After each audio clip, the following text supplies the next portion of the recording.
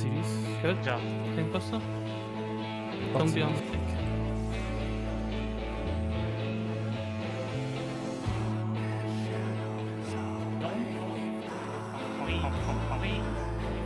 No, pot now. We have another OP 15. Everything.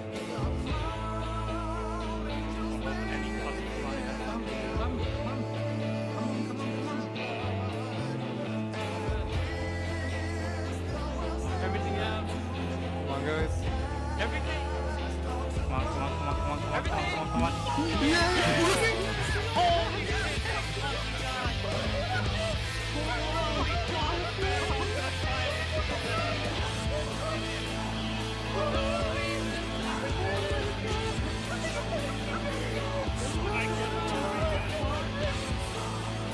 First try, let's go. First try.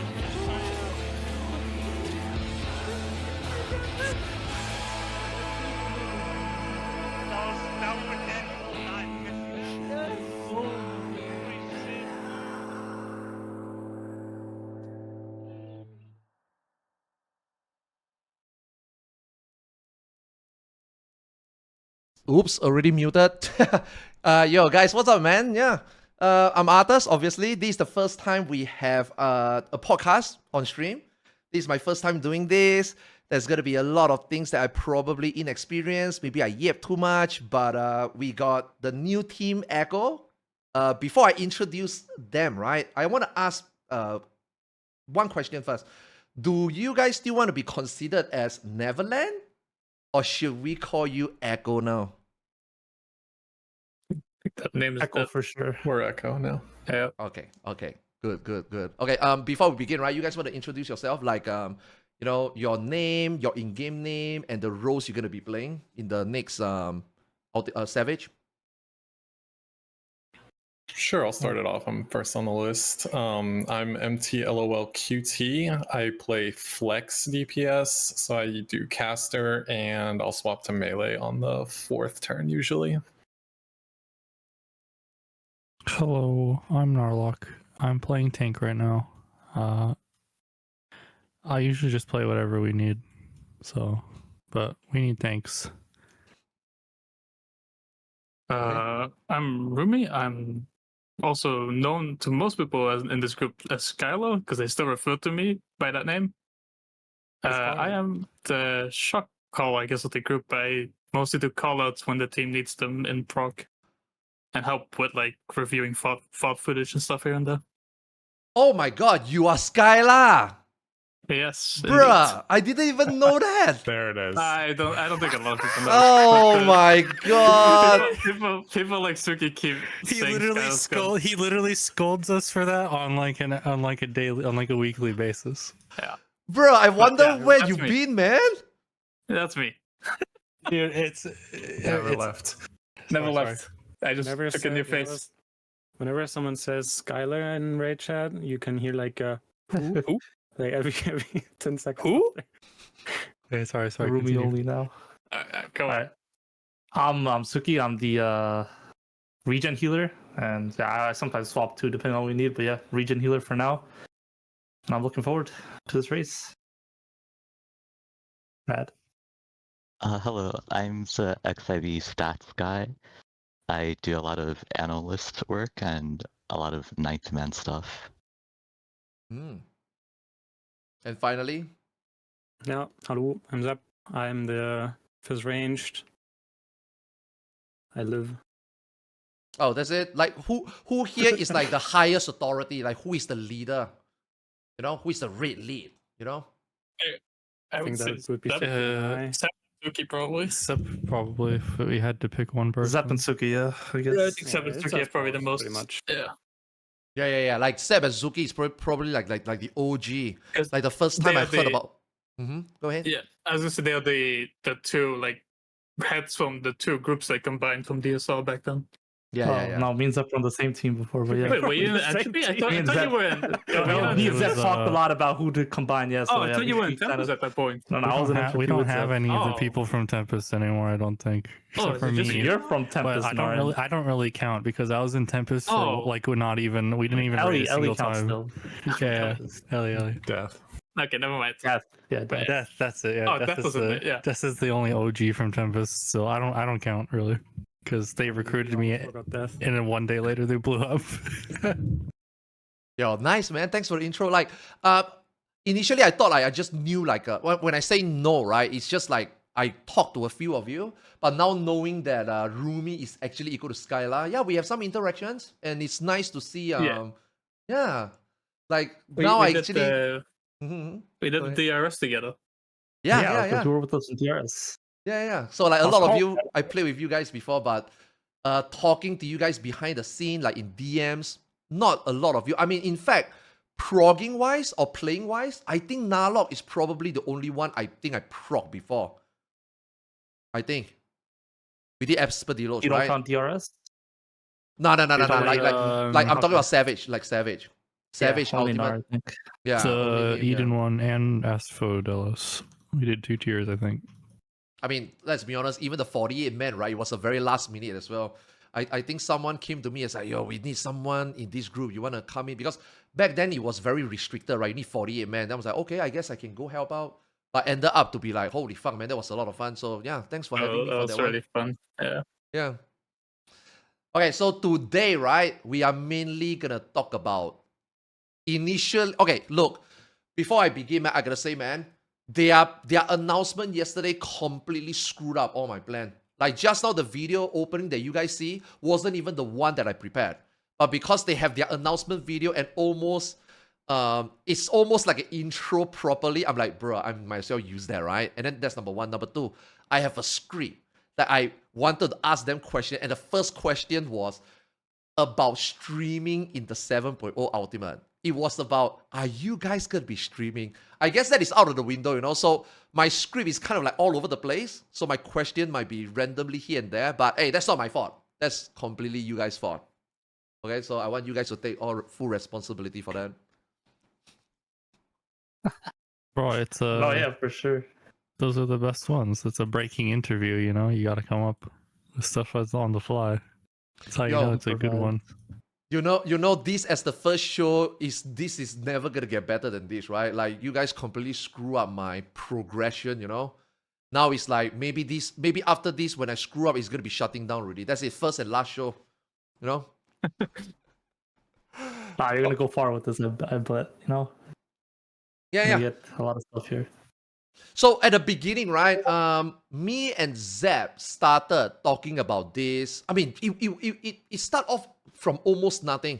So I think at Dragonflight Season 3, when we were all done with our content in Final Fantasy XIV, namely the top, I think we all went to play WoW, and you guys also started playing WoW and did Dragonflight Season 3, right?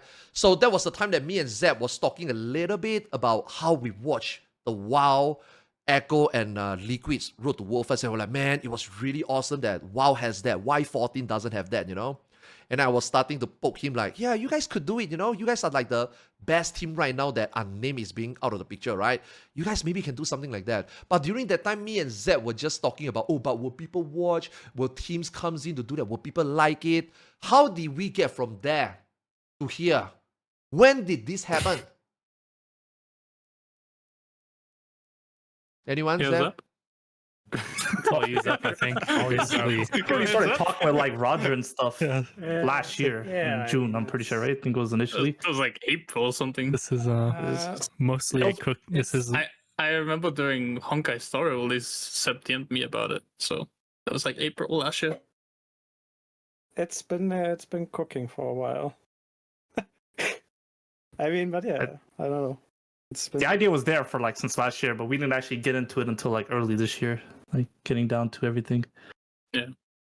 Wait, so when we were talking about Raid, all the DMs that we spam one another, you guys already had the idea that you guys gonna join already? Is it on the is that on the table already? Yeah, it was on the table, I think. Holy shit! Okay, interesting. It was a lot of like waiting for Echo to approach us again. and be like, okay, they want to commit to this. So did you guys approach them or did they come to you? I think we briefly talked about it yesterday, but initially it just started out as some yapping about Fizz ranged, and then we talked about prog a bit, and then just going back and forth a bit, and then This is where we shout out Swag, who was with us for Yeah. top. Yeah. And Secret agent. Bro, I saw so many secret agent swag messages in the chat yesterday. Yeah, he joined us for top last minute, and probably was part of the biggest connections. Right, Zap was already talking to Swag a lot before that, so I was able to join. And through Swag, we got a good connection with Echo, I guess. Yo, you guys, It's was able to further it. it's nice that you guys talk about that because that was actually kind of like the next question I was asking. I was like about to ask, right? Did you guys like, was it like, more of like throwing net in the ocean, right? Inquire a lot of teams and see whether there's a buy, or is it just like an insider that, have that connection? So yeah, I guess you pretty much answered that one. Yeah. Interesting. So it was always Echo, right? There was never like another choice, right? Yep, always Echo. Not that Always I know Echo. of. Yeah. Okay. At the end of the day, how many of you decided that, holy shit, let's go, let's do it? Or is it like you guys have to go back and then decide, make a decision? Like, it's a team, right? Are there people that is like yes? Are there people that is like no? Or is it just a collective, No. This is a uniform decision. Like, everyone in the team agreed to it. If one person said no, then we wouldn't have done it. Oh Because shit. Yeah, Really? we have to make sure it was unanimous. Everyone Yeah. needed to agree, because we didn't want to break up our team. Keeping our team together was really important, right? Because we are powerful. We are a powerful team, right? So if someone said no and they would leave, then we wouldn't want that, right? Dude, that's that was Ooh. Okay, go ahead. what Suki says, that was the highest prior for us the entire time. Like, we're a team and we stay together. Like even anything the we do, ninth, we do as a even team. the ninth man? I'm absolutely. For others, Yeah. I mostly just wanted what they wanted, so that's kind enough for them. So whatever they decided, I was gonna stick with it. Yo, that's 'Cause insane. I think holy fuck. it's them playing, right? So I think they should be the ones to decide it. Initially I thought that it would be like this is like such a crazy opportunity, right? I was expecting like, you got 9, 10, 11, 12 people. I'm not sure your complete roster, right? But like, let's just say one guy is like, oh, I don't know about this. You guys were ready to say no if someone really is not into it. Echo, really? We were ready for that, yes. But I don't think that would have stopped us from streaming. Holy fuck. Yo, that's crazy There because... was talks about streaming already. Oh, you guys already planned that you guys are going to go ahead. Like, as Neverland before Echo, you guys already were like, we are going to stream We it didn't really completely decide yet, but there was already talks. We were talking about it. It didn't quite get to that point yet because this stuff started cooking before we ended up getting to that decision point. But yeah, I mean, it's something people have been talking about a few times now. Yo, that's interesting though, because now that obviously, you guys are Echo 100%, right? That's part of, I'm pretty sure part of the requirement, right? Let's go back a little bit, that you guys were ready to stream without even 100% committing yet. What was the decision? What was the decision that you decided that this is it? We're going to do it the first time, So Zep was a big advocate of it. So Zep wants to this was even before P12S. So Zep wants to talk about how he felt about streaming back then. Yeah. I forgot the question. What was the question? God damn it. Before Echo, you guys said that you guys are already ready to commit to stream. So what was the reason at that point before joining Echo? Oh, I mean, I think personally, I wanted to stream for 6.4 already. I thought that would have been a good opportunity already, and then I think for me personally, what I thought was really cool was watching the WoW stream, like the WoW Race to World First, when they had the head-on-head like 0.1% pulse on Perak, And watching that happen live was so cool. And yeah, I think. So then it's why just you more didn't do it? fun. So 6.4, why didn't you do it? I think it was mostly me who pushed against it. I basically said, no, it's not a good time right now for us to stream because I was like, I personally really wanted to win as the end of the expansion. Going into the expansion as the reigning champs is a much better feeling than like just streaming last year and maybe possibly losing. So I was against streaming quite hard back then. But once we did win, and now we're like going to this as the champs. Now I think is the perfect time to stream. It's Dawn Trail, right? It's literally what it is, right? It's a new journey, right? So why not make this the time to start? Also, we did talk about it for that tier, and some people weren't 100% comfortable with it yet, and the releasing the full recording ended up being a middle ground for that. Yeah. You guys, Yeah, I think go ahead. it just goes back to what we said earlier, right? Like everything is a team decision, and even though I pushed for it and Suki pushed against it, like in the end, it's if one person doesn't want to, just don't. Yeah, I think it's Exactly. as easy as that. And once everyone is like on board, I think this is now a good opportunity. Yo, that's really awesome, man. Because I mean, you guys know me, right? This rating thingy, this streaming thingy. Even though I'm not like, like a very good player to play at the level, but for me, playing this game, rating in this game, I also told Zep or even Nalok or even on stream, like when you guys are tuning in, I say this a lot of time, right? 10 years is a long time that our race scene didn't really evolve. Although we have teams competing, but our race scene never really evolved. In fact, after top, it kind of even devolved. Like, bruh, our world first team got caught, pulled out to dry, shamed, achievement, everything stripped away from unnamed. Like, I felt like that was, instead of moving forward, we moved backward, right?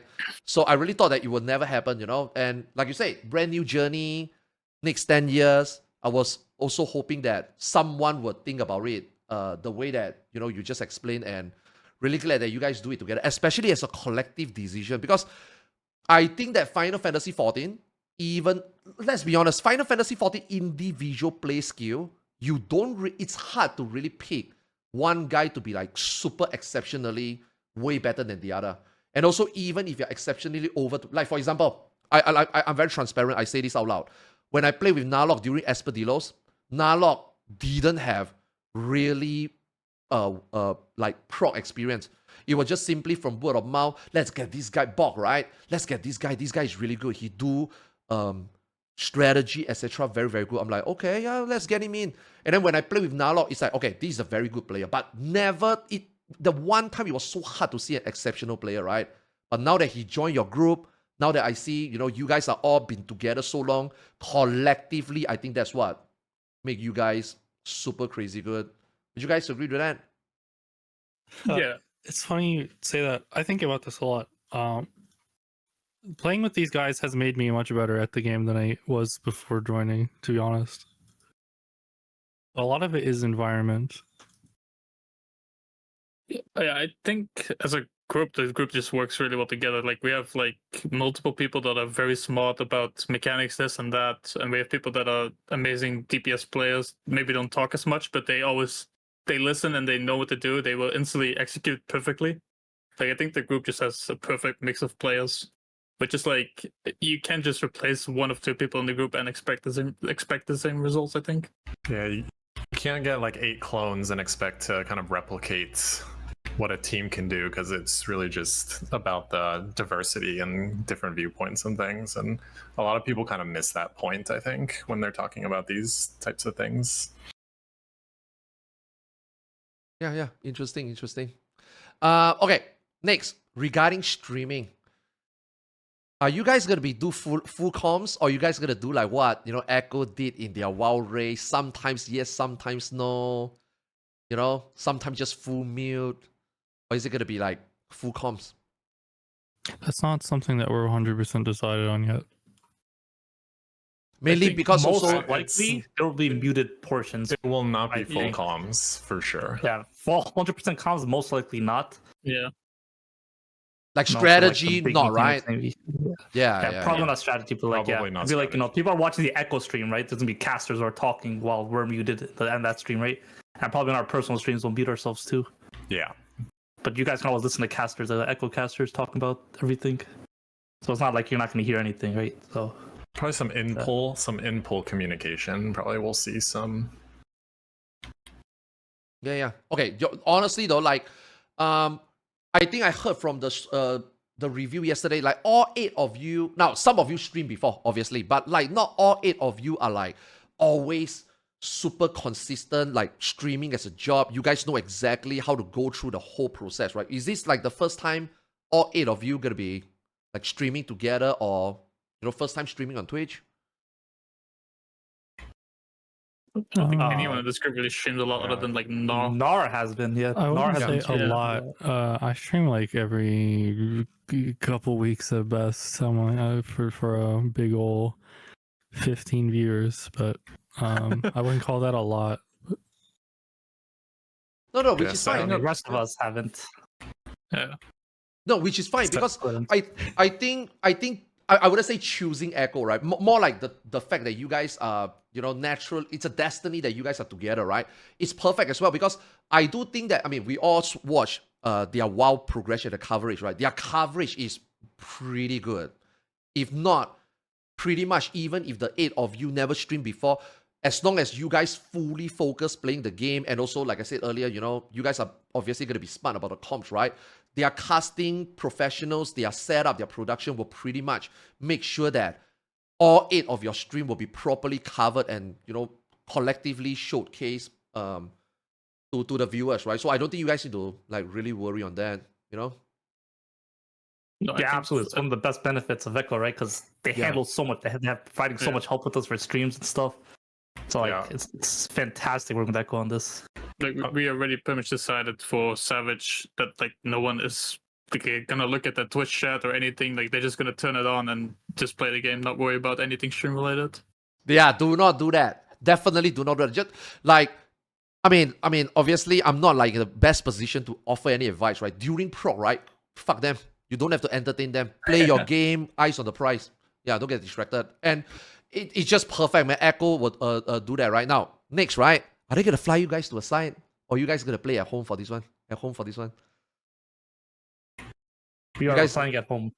Okay. I mean, I think they should though. Like maybe in the future. Yeah. For one day? For Savage, yeah. I think if Sure, Savage, it doesn't one day. make sense. It's a one-day event. If Not it was for one longer, day, no. I imagine they would. But for Savage, it didn't make sense for one day, right? Yeah, you see, I'm very good at this. For You see, my question is a nested question. I agree with that. See, now, this is the part where, before the show, Zed was talking about some of the question Mike can or cannot answer. Now I'm going to probe a little bit on that. When you guys sign up for them, clearly there are paperwork. Clearly there are obligations. Clearly there are contracts. You don't have to go too much into detail. I just want to know, right? Is this like just a Savage gig, one-time gig? First, I guess I'll ask this first, right? Is this like just for the Savage this time? If it can be answered.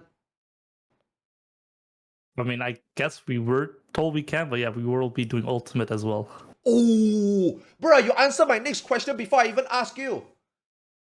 Ultimate as well. It's not the same question. Okay, so now this is not a one-time. This is not a testing. This is Savage and this is Ultimate. Okay. I think it is still a bit of a test, though. Even if Yeah, it it's is open. definitely still a test. Yeah, for both us and Yeah. for Echo. It's definitely a test. The Savage just isn't enough by itself. Savage is not enough. Yeah. Perfect. Oh my God. Yeah. I think everybody's probably super excited to hear about that. I especially myself. I really thought that you guys would just test Savage and then then decide, right? Depends on result. But knowing that you guys actually invested more than, I mean, like you say, I think it makes sense. Testing one Savage is not enough. Testing one Savage and one Ultimate. Yeah. Yo, you guys should definitely ask them that Ultimate, man. Fly you guys somewhere, man. Yeah. See, I'll make sure to ask put them Roger. together. That would be the dream. Yeah. Oh my god. Like those WoW races, you saw the videos, right? Them all celebrating. It's just like, that'd be a dream for this game as well. Bro, I got goosebumps now, man. I don't feel I don't even feel like doing the next ultimate, man. I want to watch it, man. That one is gonna be something. That one is gonna be crazy. I can't wait to get a chance to go to EU so I can play on Zep's Beat Saber. The fuck? I want it. It's mine. I'm gonna take it. Sure. Okay, I'll say next that. one. I'm getting excited. Next one is still gonna be probing more into this. Now, obviously, there are incentives, right? I wanna know. I mean, they already say this a lot of times before already. Like Scribe, Roger on their WoW stream, they say this a lot of times already, right? Clearly, obviously, they pay their raiders, right? I just want to know, right? Also covering a little bit of something we talked about earlier. When they sign you guys up, right? When they cover you guys on all this stuff, right? Is it just prep? Or does it also include, say, the 8 of you will have to have a streaming schedule around the day, week, so that you guys can make this like a more continuation thingy, or is it just prog? We're just required for prog. They're not requiring us to stream on a schedule or anything. We have to stream for prog, obviously. Yeah. Like expectation, like do they tell you gotta win it? I mean, that's a given, right? But did they like we need to win it? Yeah, that's a given. Yeah, that'd be very disappointing if we didn't. Yeah, they expect us to win. That's why they picked the best team currently, right? So yes, the expectation is definitely we win. Yeah. So any one of you decided? Does any one of you like think about this? Like, maybe this can go somewhere, right? I mean, there are incentives clearly, but do you? Any one of you like is thinking about, like for example, in Echo they have like Jinji, Mires now. Not only raiding and progging, right? They also, start a stream from that. Any one of you plan to do that as well? I think we prog and see how it goes. I think it's a bit early for that and see how it goes. Yeah, I would say just vibes, yeah.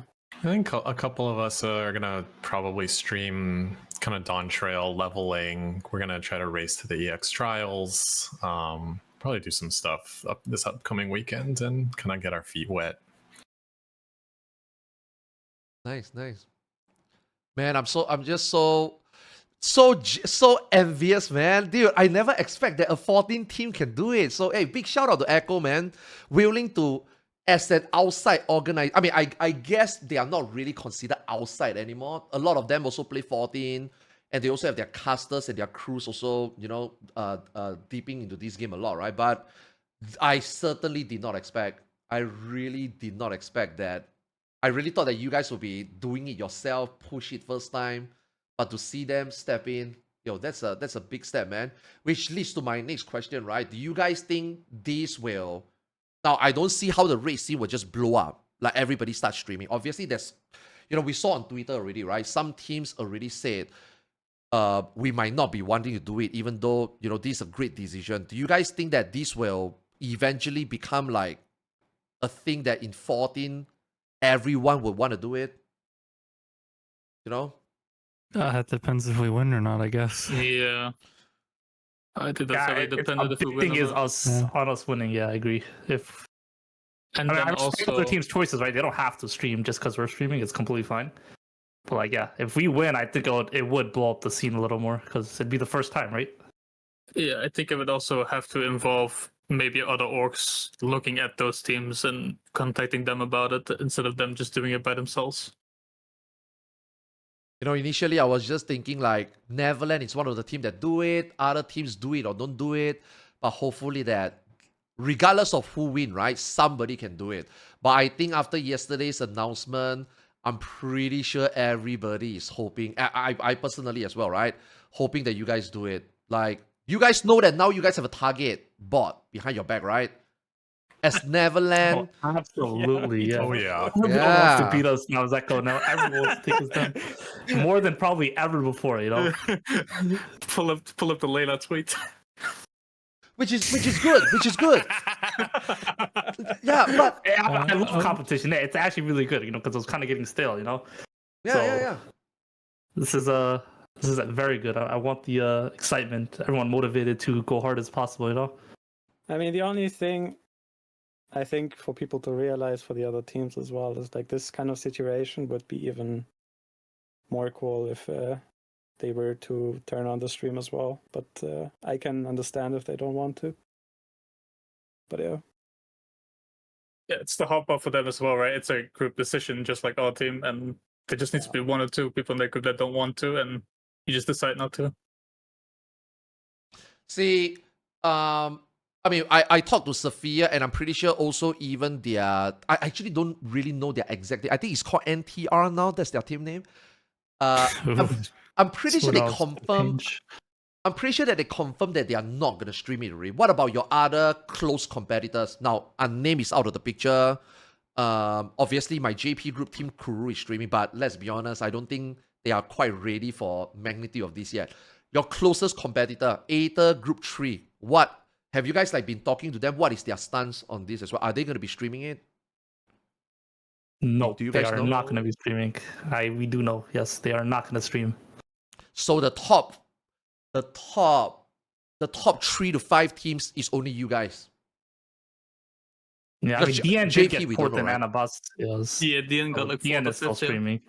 No, DN is yeah. The other big.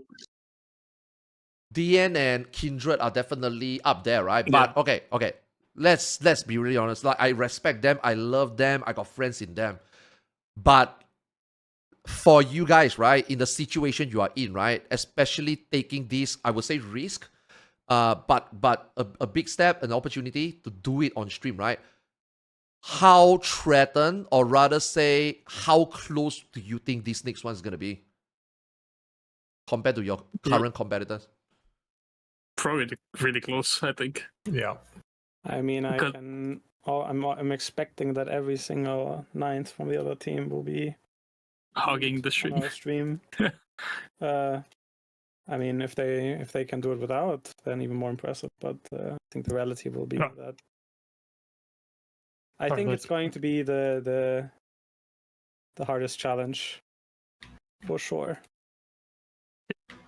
And I think what you mentioned this as well, Arthur. So wait, sorry, if you want to go, empty, you can go. Sorry, no, I was just gonna say it's like in school. It's like everyone can come and cheat off of you when you're taking your test, but you can't see anybody else's. So it's gonna be hard. Yeah, I think you said it yourself, Arthurs. At some point, the gaps between the groups will be a lot closer, a lot tighter. Yeah, I think that's a guarantee. There's no need to ignore that. I would What say would be really cool is yeah, go ahead. okay, I was gonna say what would be really cool is they mentioned like cheating, but like if everyone agrees not to look at streams, like every competitor would not screen look, right? Keep it clean, no cheating, do your own stuff, no screen looking, it's like when you play split screen with your brother, you're like, don't look at my screen. That's gonna work just about. No. Telling your brother not to screen look, bro. Just don't look. Yeah, all right. Look, bro. No, that's not gonna happen. Like Fat this, hands. this first time is gonna be the hardest one. It will be. Let's just say even if you guys don't win this one, if the next one somebody's gonna do it. I mean, ultimately, you guys already mentioned that you guys are gonna do it. It's gonna be the same. The first one is gonna be the hardest, but I do think that at the beginning, when we started this discussion, right, the fact that all 8 of you has been together so long, and clearly, again, you guys are, I would say, undisputedly right now, offline, because we have never seen you guys play before. We don't know how really crazy you guys are good at cooking. We never seen it. This is the first time we're gonna see it. We have our whole P12S VOD up. You guys can. Our whole Yeah. VOD is up. Everyone can see. Everybody's watching a 40-hour football cookie. Hey, if you go to youtube.com/Narlock/live, there's a 36-hour VOD on Abasios there. Yeah, but that was not side by side. You know what I mean? That was not like put there. It's not 100% the same. I get it. Yes, it's not 100% the same. But this time it's gonna be different, right? But your experience, you're together. I think if you guys gonna win it, it would have been for this one. But at the same time, with the motivation, the extra motivation that, you know, the other teams now got something to refer to. Like I said, the target board behind your back. Dude, this one is gonna be really difficult. Good luck, man. Good luck to all of you, man. But if there's one team, I think, and I'm pretty sure there's also a reason why Echo willing to take this leap of faith, right? If there's one team based on right now that can do it for the raid scene, I think it's not far stretch to say that it's you guys, you know. So hopefully you guys get it, man. Hopefully you guys get it. Yeah. How confident are you guys? How confident are you guys? Have to be. No? I go into every raid with massive confidence, so I have full faith in my team. I don't think it would be a good idea if we're like, oh, we're probably gonna lose this next Savage. I don't think that would be a good idea to have going into it. All right, but that is exactly what I thought going into last Savage, and we crushed it. So no, maybe you should have that idea. I mean, yeah, but full confidence in my whole team. Everyone's going to perform as good as needed, and hopefully we take the win. Man, Go ahead. I was gonna say we're coming off of the back end of the training arc after getting cooked by unnamed more than once in a row. Oh, okay, yo, you guys are making it so easy for me. Some of this thing I wanted to ask you guys down the line, you guys are already piecing it together for me already. See, I was about to ask, right? When you guys were first in Anabasios, right, versus your second, it's a Savage race. So how far was it? How close was it? First and second. Did you guys last year? Yeah, the last year. It's 8 hours, right? massive. It was a massive gap. It was not even close. Oh my god, you see, that is also one of the things that I want to ask you guys, right? Whether you guys think that for 8 hours for Savage race, right, would you consider it close? But I guess that answer it. How close would you guys say is considered like, oh my god, we barely made it?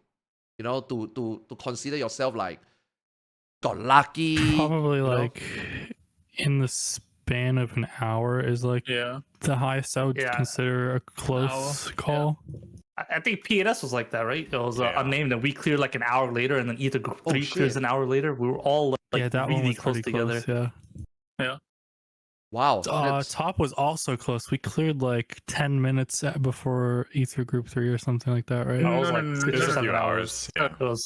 I was grinding in Rage at the same time and getting to like 0% every pull together. And then we cleared, and then they ended for like 6 hours, I think. We saw Enrage only once, and then we killed it.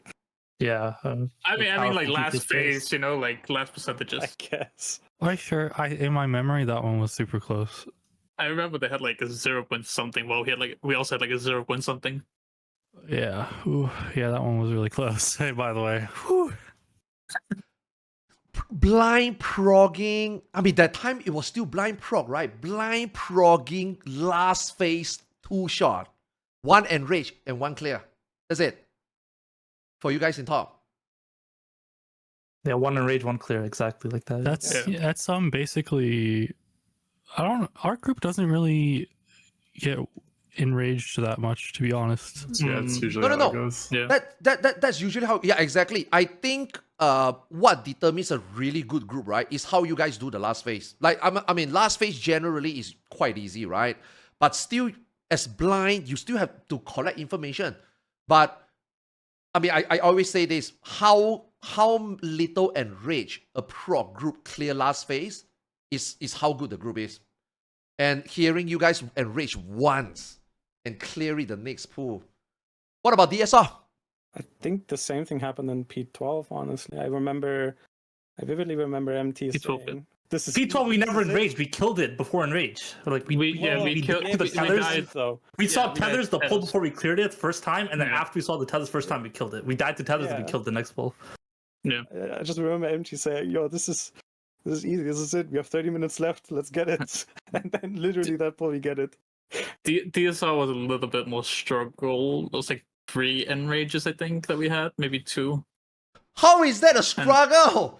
Well, because because it was we enraged at like 1 or 3%, and then we Oh, dude, we couldn't get back there. enrage into the sleep break, bro. Yeah, we I'll couldn't never get back forget there, that. so we went to bed. We enraged at I'll- 0.2. I mean, for Yeah. DSR, we did the 0.2. downtime exo flares. Like I'll that was a never Yeah, unique yeah. situation despair. that nobody. I don't think anybody in the world has done that. Maybe like some other like random blind prog team maybe did that way, but like everyone who cleared did not do that downtime exo flare. Yeah, yeah, stuff. because it's blind. And rage It's- was much harder.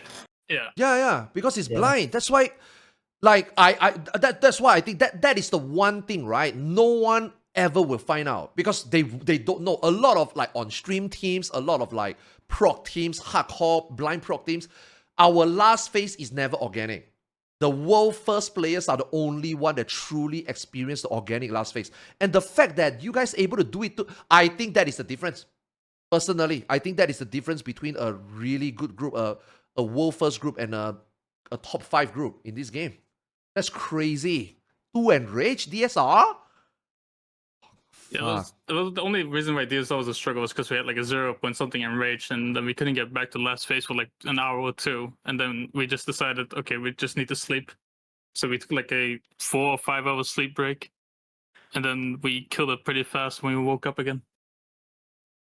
Bro, the 0.2% enrage into the sleep break, I'll never forget the despair. Best call ever. Every single one of us, I'm pretty sure we talked about it after. Every single one of us thought, oh, for sure, in our minds, we were thinking, damn, we just lost. And we're going to wake up and it's going to be Team is dead. gonna win while we sleep, but we had no We're going to choice. sleep and it's going to be dead when we wake up, Yep. for sure. How far were your second place? How far was your closest competition at the time? DSL was. Yeah, sorry, I think it was like 2 days, wasn't it? Yeah, it was like 2 days difference. I've heard literally no team had seen 7th phase yet until we could. By the time we cleared, like it was a massive gap. That was the first time Neverland was on the map, right? I'm pretty sure. Yeah. Yeah. Yeah. How did you That's the guys team, even? Yeah. How did you guys even? Where did that come from? How? Who? What? Where did this group come from? From there? You know, because TP has Tell us been. You know. Yeah. Go ahead. No, I was gonna say tell it for the 100 times up. You do it. No, you can do it. Okay, I already told the story last night. It's someone else's turn. Anyone? Oh, Anyone? okay, I want to know. Suki, you can go. Suki can do it. Okay, so basically, me, Zep, Raimi, and Snap were in Entropy, and at the time, Shalfu, Nar, Terra, and who was the 4th person? Death, bro. Were in Tempest. Our team Entropy fell apart because, like, I think our healers didn't want to play anymore. So, like, we were like 4 people left. Me, Snap, MT, Raimi were like, what are we gonna do now? We need teammates. But then Tempest was also experiencing a lot of problems with their team. So, like, it worked out where like Zep and Shalfu were already pretty good friends. So Zep, Shalfu talked, and like Zep also like asked like, "What is a good team?" We were talking about it, and it's like it worked out. Like both teams came together of crumbling teams and were able to make a really strong team. And we knew all 8 of us. We already knew each other kind of. Except we all for knew me, how bro. good we were. I was Except a for random, no, I was the a random outsider who just actually. walks in. Yeah, he was actually a big question mark at the time, but we're glad he came with us.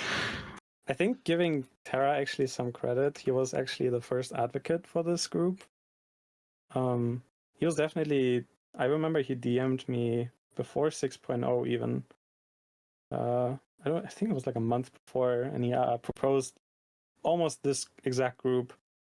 But at the time, I was like, 1 month is a bit tight, you know. Actually, now that you mention it, I'm pretty sure Terra was the one who scooped me up right before Yeah, Tempest he's- exploded as well. So I guess we got to give Terra some credit here. He made a big point for you, for sure.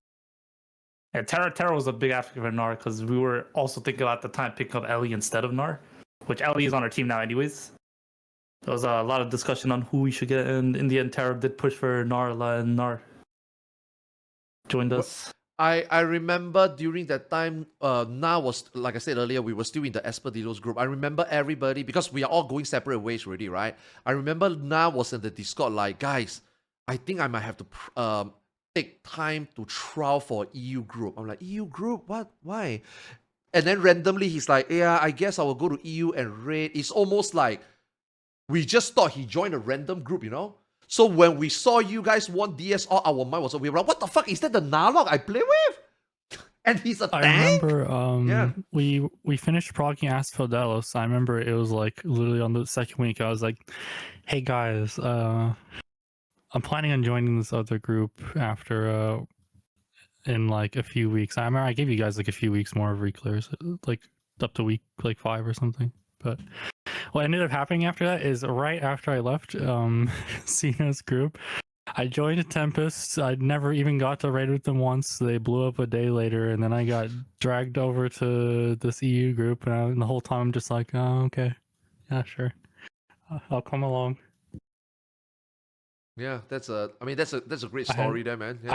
I had very little agency in this. I was plucked straight off the ground.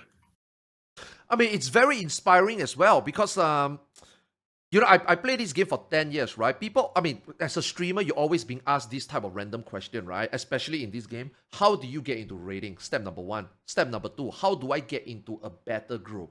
Step number 3, how can I get into a hardcore group? And then obviously the step number 4 have never happened, right? How do I get into a world first group, right? So the last question never surfaced, but the first 3 questions, and I always remember about you because you, like I said earlier in the show, you came from nowhere. Bog just recommend you. You were a 9th man. You never raid before. And I was like, sorry? Every group, basically every group I've ever been in up until this one, I joined off of Reddit. So, you know, anything's possible. Yeah. Literally, I messaged Bach on Reddit, and that's how I joined your guys' group. Exactly. And we still have to trial you, first time playing with you. And obviously at the end of the day, we all thought you were the strongest player. You know what I mean? But it's such like, for me, even for myself, it's an inspiration. It's like, holy shit, you know, this guy came from nowhere. It can be done. Now, when people ask me, this is a story to tell. You know, so like some people like Zep, Suki, we seen you guys done it before. Really. Zep especially, you've been in the scene for like the longest time really. You're one of the OG player. Right? So to see you being there at the podium doesn't surprise any of us, right? You guys are that good already, right?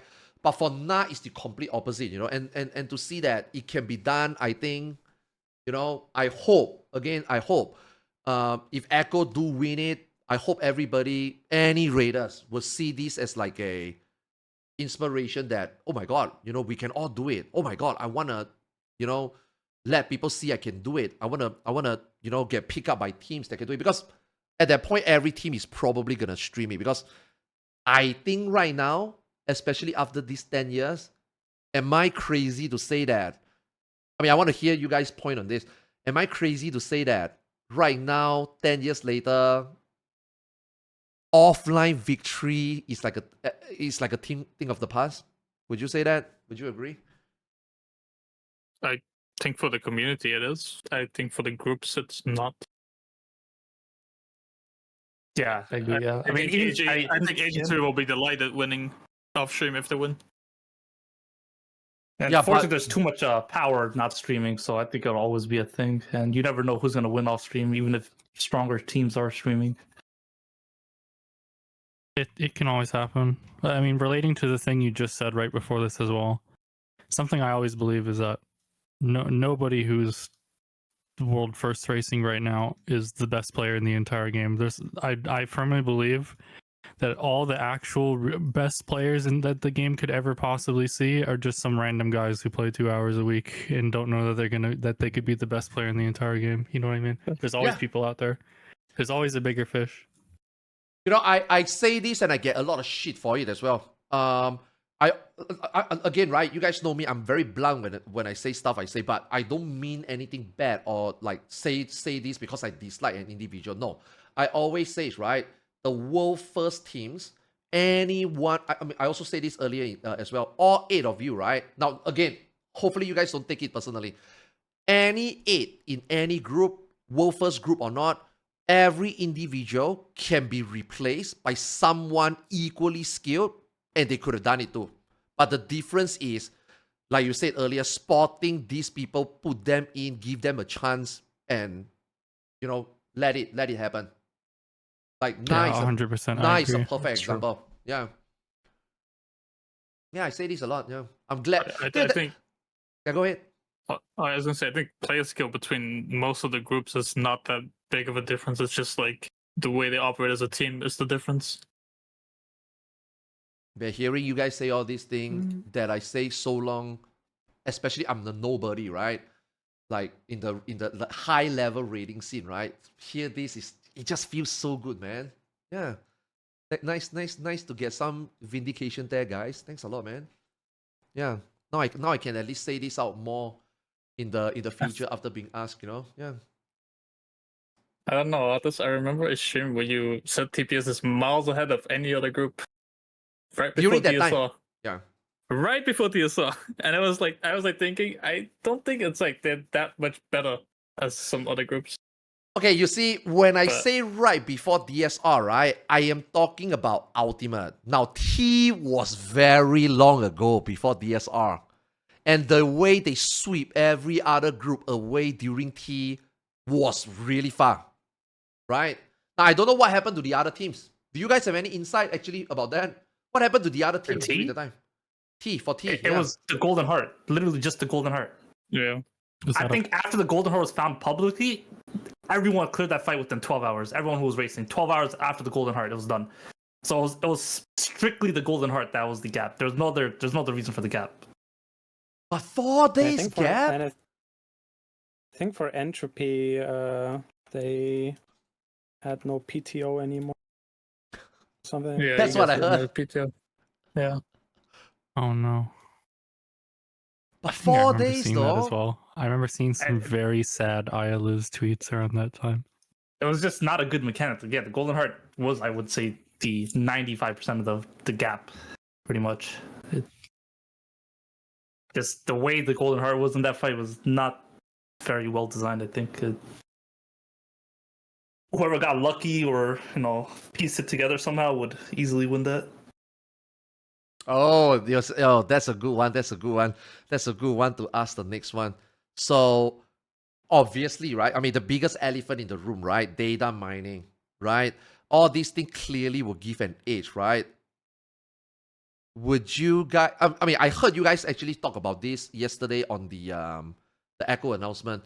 For top, you guys were completely clean. Now, answer this if you want. I want to know completely clean. Does it mean all 8 members, even without, say, ACT? Is it that clean, or is it like? Well, we had to use ACT, right? Because we used competitive mode on FFXIV the first time, so everyone can keep track of our progress. It's not hidden. So ACT was like a necessity. I wish Square Enix would provide something themselves where people can follow along the off-time streams, right? But like the only way to show people like where we're at, you have to use ACT. It's just the way the game is right now. But now that we're streaming, Oh no! Like, I am personally with use of ACT. I never been like hiding or anything. I think ACT just for a passing tool, just to see numbers of the screen, I think it's completely fine. I don't know why. I mean, obviously we all know why, but the fact that the community reached this point that like, I also want to ask VPN. You guys are NA playing in EU playing in NA. You guys have to have VPN, right? There's no way. Yeah, you have to. Unfortunately, the way the game is with weaving, you can't play from some parts of NA to EU. Yeah, it's just every game. Yeah. So ACT, VPN, I think these two. I would not say these two are quote unquote dirty or cheating or anything, but that's it, right? Like when you guys, on your top clear, are those the only? I mean, obviously, if you use other, don't tell me what it is, or you will choose to say pass, it's fine. But because I just want to say, if we don't need to use ACT during a prog, then we won't. Like, I don't know, we don't want to use anything that we don't have to use, and now that we're streaming everything, I don't think we have to use anything, so I don't think we're going to use anything. VPNs we still will probably be using. I mean, VPNs, but that doesn't really count. I don't know, but I guess you could say that about anything. But yeah, I mean, for like top, other than ACT and VPN, we didn't use anything. Yeah. All we needed. Sort of VOD, yeah. That was actually crazy, yeah. So you guys also gotta take that approach, right? they have a human ACT trigger, so they don't need to use it. I guess I am the add-on. Yeah, like one of the things also that like someone would want ACT for in a prog sense is mostly like reviewing damage taken kind of stuff. But the thing is that when you're streaming and you have a bunch of extra people from like Echo who can just be scrubbing VODs constantly, you don't need that anymore because, you know, all the information is available on the screen. It just takes time to find it in recordings. So really, we don't really even need that anymore. So see, that's also another thing I want to ask next. You guys now have the resources, right? And I think yesterday you guys during the announcement also say something like that, like Roger, you know, oh, is Roger gonna be cooking? You know, is he gonna be like shot calling stuff? Do you guys have people from their side, like for example, Jeff, that's gonna be like, holy shit, look at the logs and then analyze stuff for you guys? Or is it just completely just, you know, the Final Fantasy XIV Neverland team taking care of all of that? I think the plan is just the team that we have, right? From what I maybe mostly us, but Roger does want to participate as much as he can without, like, you know, he mentioned yesterday that he doesn't want to like mess with our way we do things, but he is going to be there, and if we need any help, he's going to be able to do that. Yeah, I think go ahead. I was going to say there are people who want to help, but it's going to be like 95% business as usual for the most part. Yeah. Okay, yeah, that's good. Yeah. I like. Okay, this one I'm not sure. This one actually I want to ask Roger, but fuck it, might as well just ask you guys. Very nice touch, by the way, on that review video. That you guys put Japanese text in there. Is that foreshadowing anything, or is it just like, you know, let's get the word out all the way to Square Enix to Japan? Have you guys talked to Square Enix, Yoshi P, and also the very last screen that was a censored, you know, like the fourth sponsored, you know what I mean? Now, clearly, you guys can tell me, clearly. Otherwise, it wouldn't be censored, clearly. But do you guys know anything about that? Don't have to tell me what it is, right? But do you guys know anything? Yeah, I mean, I know who it is, but it's nothing spicy. It's just a standard sponsor. Can't say that much. Make, That's simple as that. We can't really answer that. Oh, okay. As for the Japanese text, I think it was mostly just for the Japanese community, the players, to read it and be able to understand it, because they wanted to do that as Echo. They reached out if we like had anyone that knew like Japanese to help translate it. Okay. So this one is the next one, but before I go to the next one, I guess we talk about this one first. So you guys know who that fourth quote unquote sponsor is, and also, you know, this has nothing to do with Square Enix. Again, you can confirm or deny or don't want to answer it. That's totally fine. But so it's just like a publicity thingy, which, you know, I think it's pretty brilliant, because today my static leader, right, you know, Team Kururu, he was asking me about what was the Echo announcement about? You know, because the Japanese community don't really know stuff like this. You know, they don't really have like a medium for people to share information like this. So like Kururu, I mean, that's one of the reasons why Kururu is such quote unquote highly regarded in the scene, because he's the one that sometimes bring this information back, you know. So I was just telling him, yup, you know, this is the best team in other games. They come in, and they're gonna be staying for a while. So if any other groups out there who is already cooking something, it's gonna change a lot. Like there's gonna be a lot of things that you guys need to either expedite, or you guys really need to go crazy improving on, you know. But what do you think about how the JP might come into this? Do you guys prepare or plan or see a JP group just yoink? You know, just come in. As in Yoink Wolf first? They always can. Yeah, they Completely randomly always come in. Yeah, basically, they just randomly. Yeah, it's just we don't know it. We don't know who's. We don't know anything about JP. Like you said, they don't know anything about us. Like there's like a big disconnect between both sides of the world, right? West and East. It's like they could be putting together a super team that's gonna just demolish everybody, right? So I follow all the unnamed guys on Twitter, and so I'll see their stuff, and they're playing, so they'll I don't know if they're all playing together, but they're definitely all playing, so it could always happen. Yeah, that's why I asked this because I wonder whether you guys have like people like to reach out to the other community as well. You know what I mean? Do you guys know what they are doing? Is there like some wind about some group? You know, so say like them not catching wind on this announcement. You guys also didn't really. I mean, I guess you guys don't need to care, right? But is it more like a don't care, or is it just it wasn't there for you to find out? You know what I mean? Does that make sense? Yeah, I mean, it's a matter of both. Like, we'd be very interested if Unnamed was coming back together, right? Like, that's another strong group. But, like, in the end, it's just not there. You know, that information isn't really there for us. But maybe Zepp knows more. I don't know.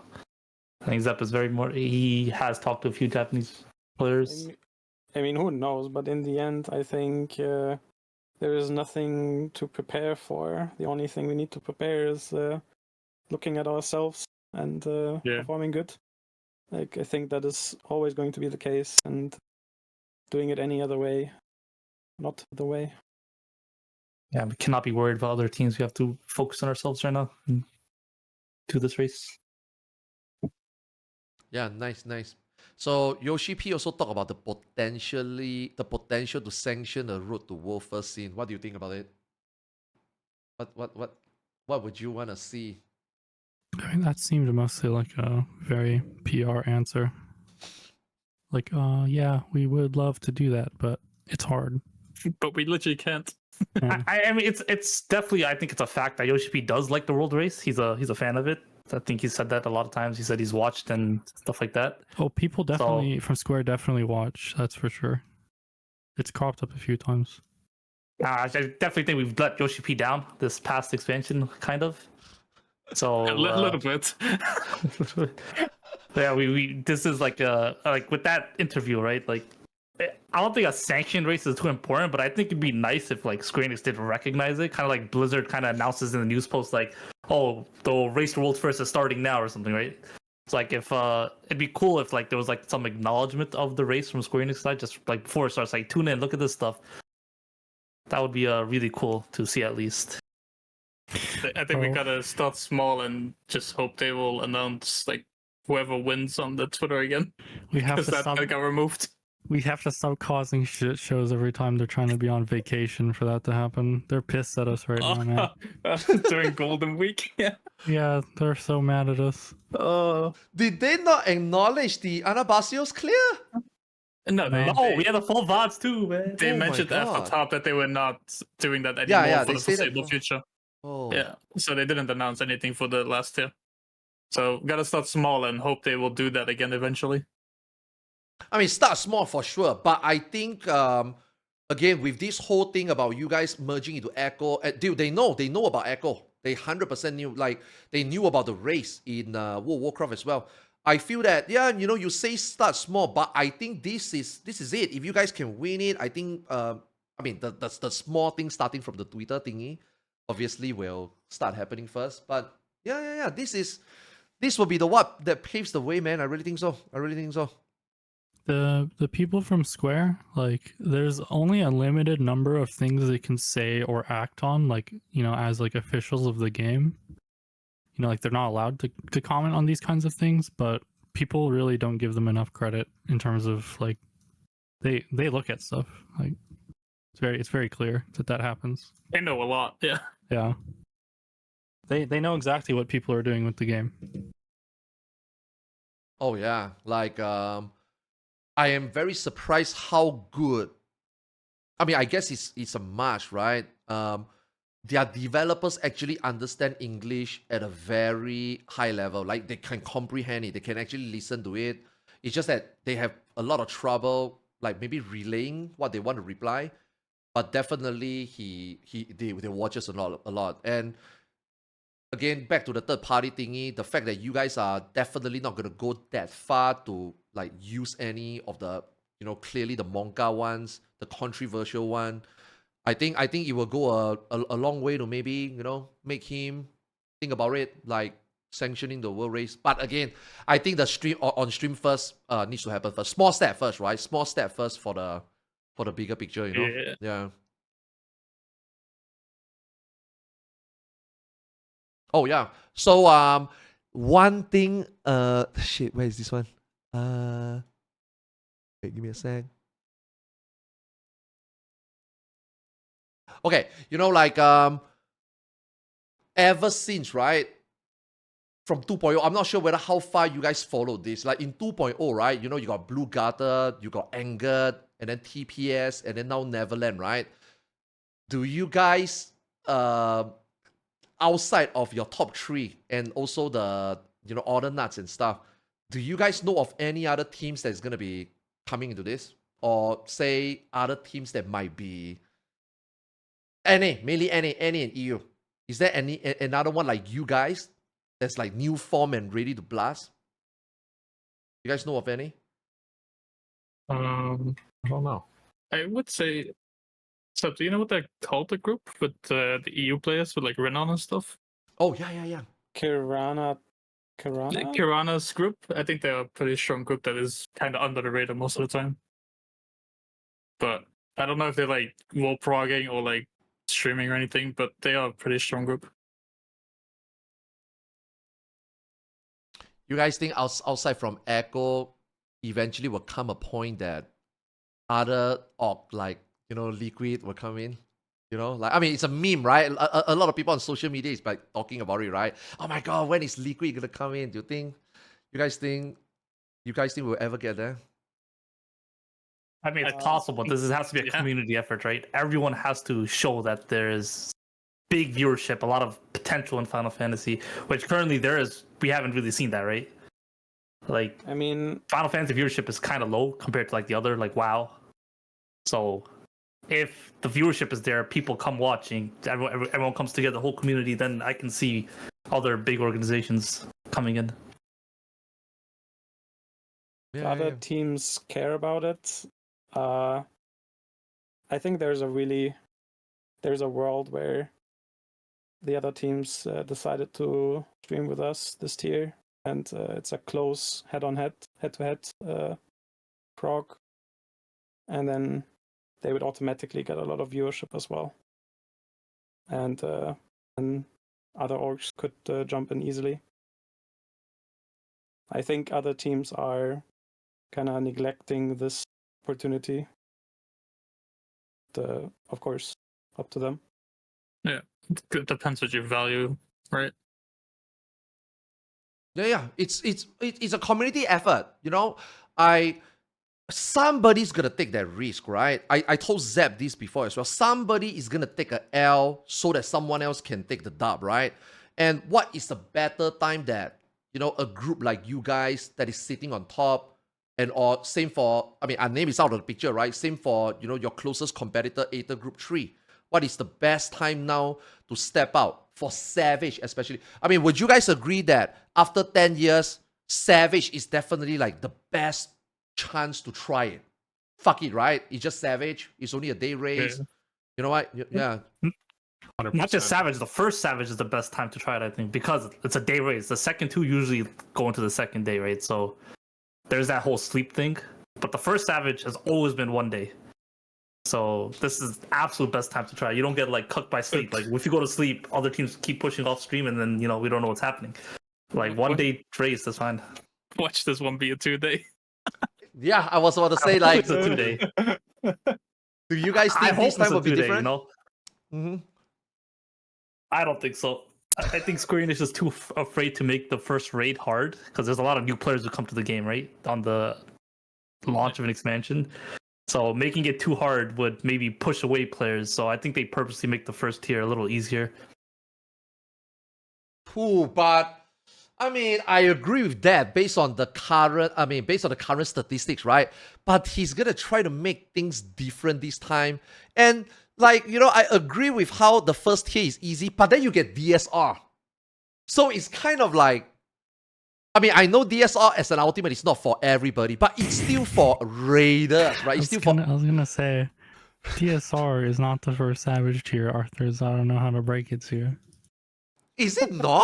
I mean, it's right after the first Savage tier, right? Yeah, But you remember, DSR was cooking for years. It was supposed to come out at 5.3. Yeah, it got delayed to 5.5, and then 5.5 got delayed to 6.1. So like they've been cooking DSR for a long time.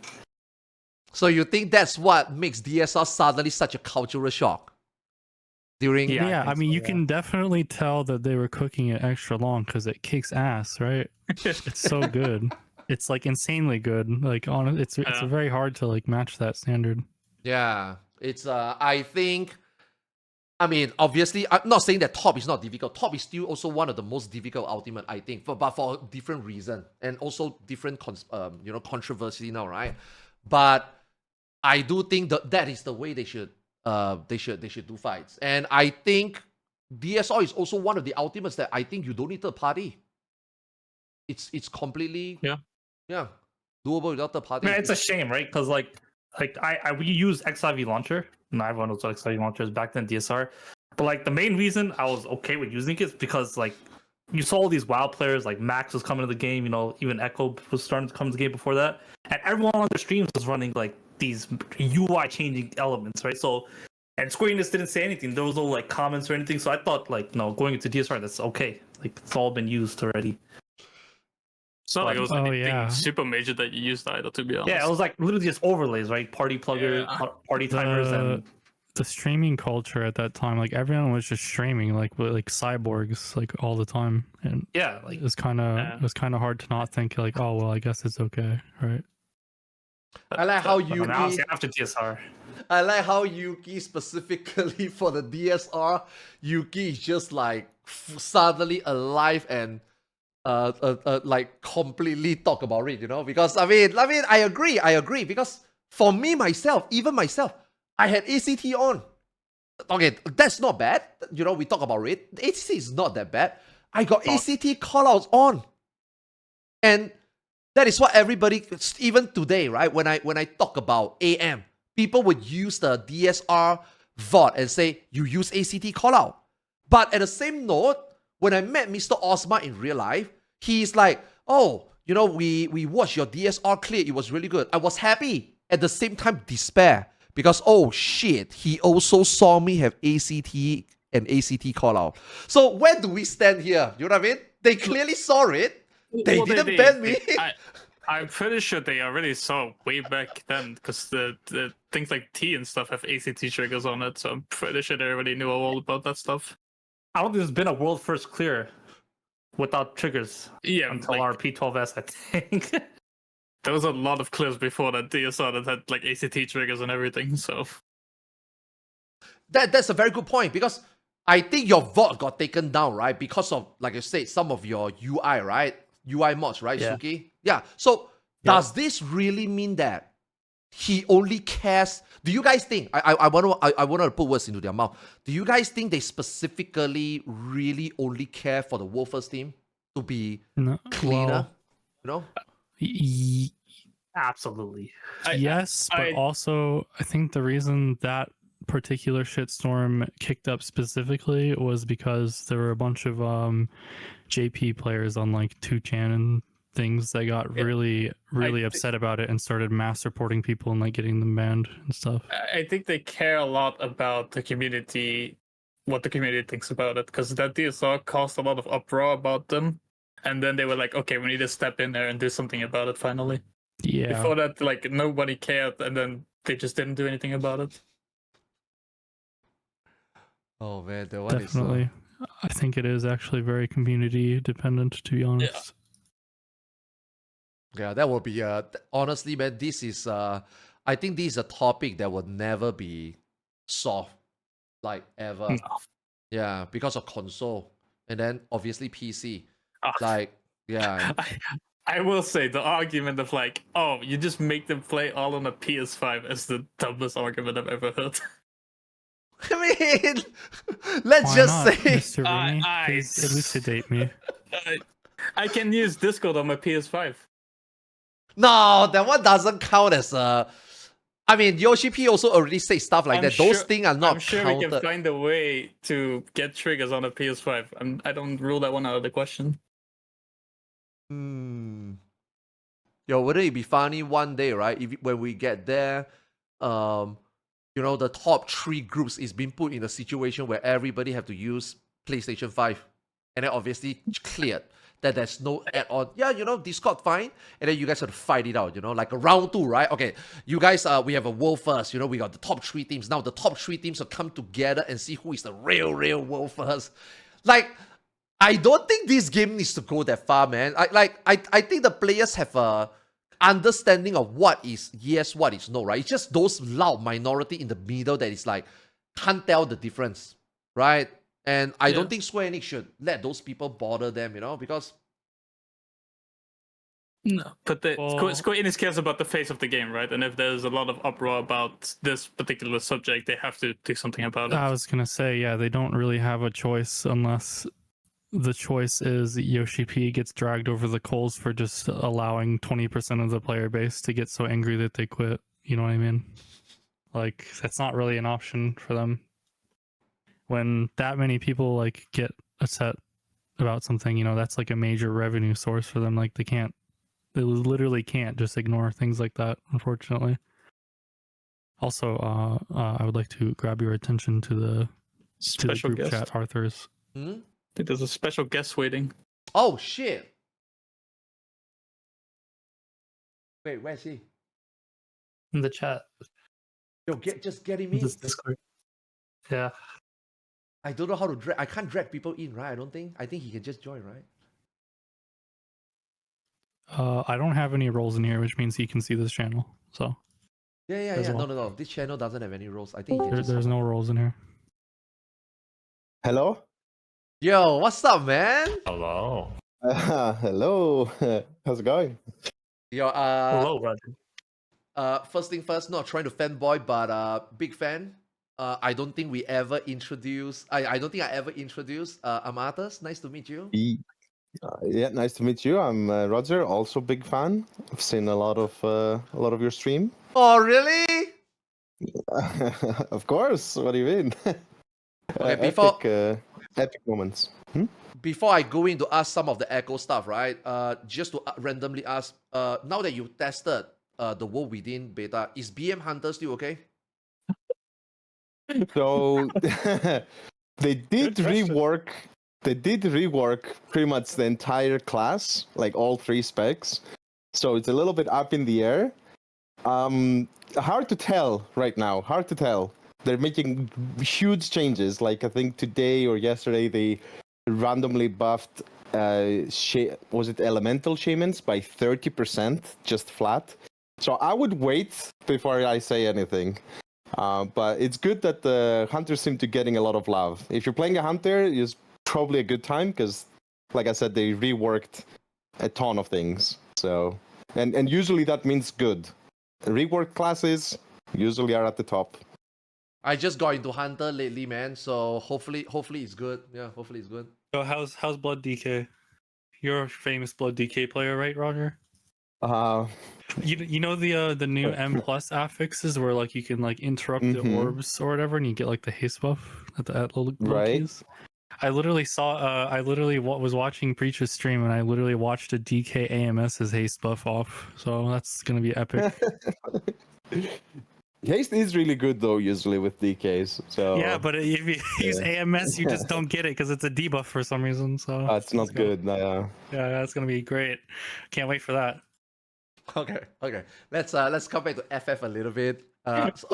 So Roger, right?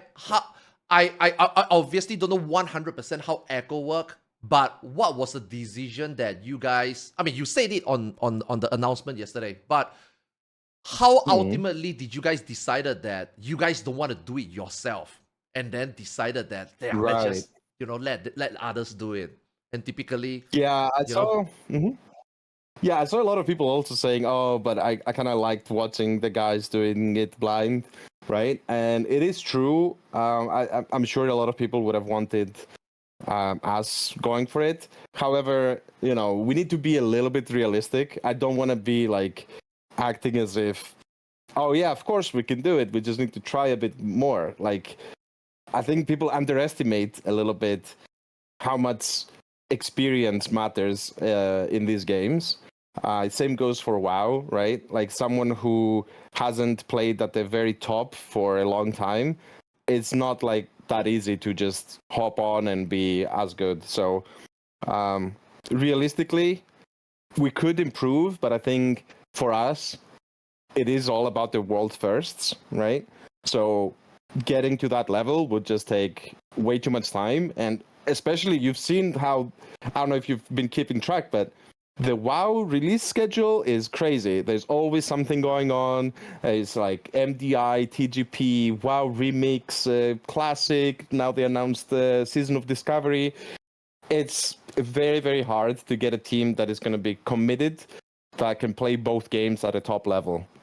So this made a whole lot more sense. We can still support a team that already knows what they're doing and hopefully enhance even further their ability to get world firsts as much as we can. And this fits, I think, way better. That's pretty much it. No, which is awesome because, I mean, let's be honest, we play this game for 10 years, right? We have our community here, right? But our scene is never getting to the level. The last 10 years have shown that if it doesn't happen in the last 10 years, most likely I think the expectation is it will never happen in the next 5-10 years. But you know, the only difference is for us, Final Fantasy XIV players and raiders, right? And content creators, right? It's like this time there's a difference because Echo are really into it. You know, what started off as, like Preach says, in his interview with Yoshi P especially, he just played this game for fun at the beginning. He didn't expect to like the game.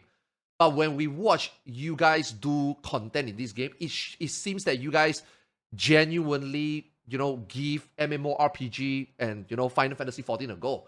So we were just like hoping that, you know, one of you, you know, you guys make a team yourself from WoW and then push this to make it happen. But like you said, it's just, we are limited, you know, we are limited by time and how much we can do a day, right? And how high level you guys do in another game. It's just not possible to do in this game. But to see that you guys are willing to take this step, and I would say, you know, endorse a Final Fantasy XIV team to try to kickstart this. Because at the end of the day, this might not go anywhere. But I think, maybe not far stretch to say that, I think the Final Fantasy XIV community, especially raiding community, will be very grateful that you guys kickstart this, you know, because this just is going to spark a brand new possibility, you know. So, yeah, thanks you, Scribe. Is Scribe part of this, like, planning? Yeah, of course, yeah. He's just not, he's actually traveling these days, so it was a bit unfortunate timing. But yeah, no, he's, of course, we've been talking about this for some time now, and he's definitely a part of this. And to be clear, I mean, if someone is, because I saw a lot of people saying, oh, I'm gonna miss them cooking up some cursed strats or whatnot. I mean, that is the idea still, that we can support from behind, you know, from the outside. So oh no, there may be there may be some cooked strats still.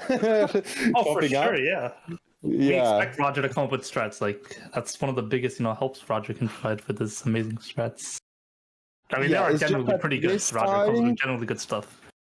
Yeah, it's just that this time I will actually have a team that can execute my strats instead of.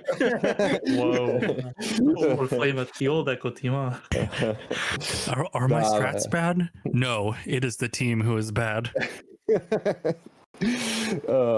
No, but yeah, I mean, you will still get that, maybe not as a live thing.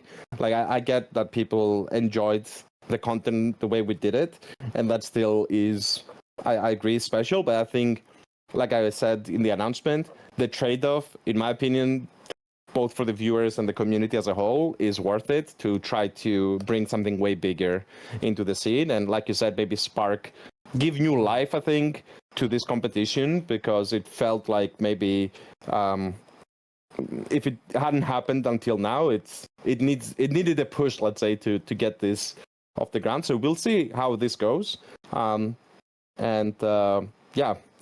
do think the Final Fantasy XIV is such a great game, and it deserves to have a similar, let's say, glory, let's say, during the races, because the bosses are great and the content. I love raiding in Final Fantasy XIV, so it's I think it's a shame that this hasn't happened so far.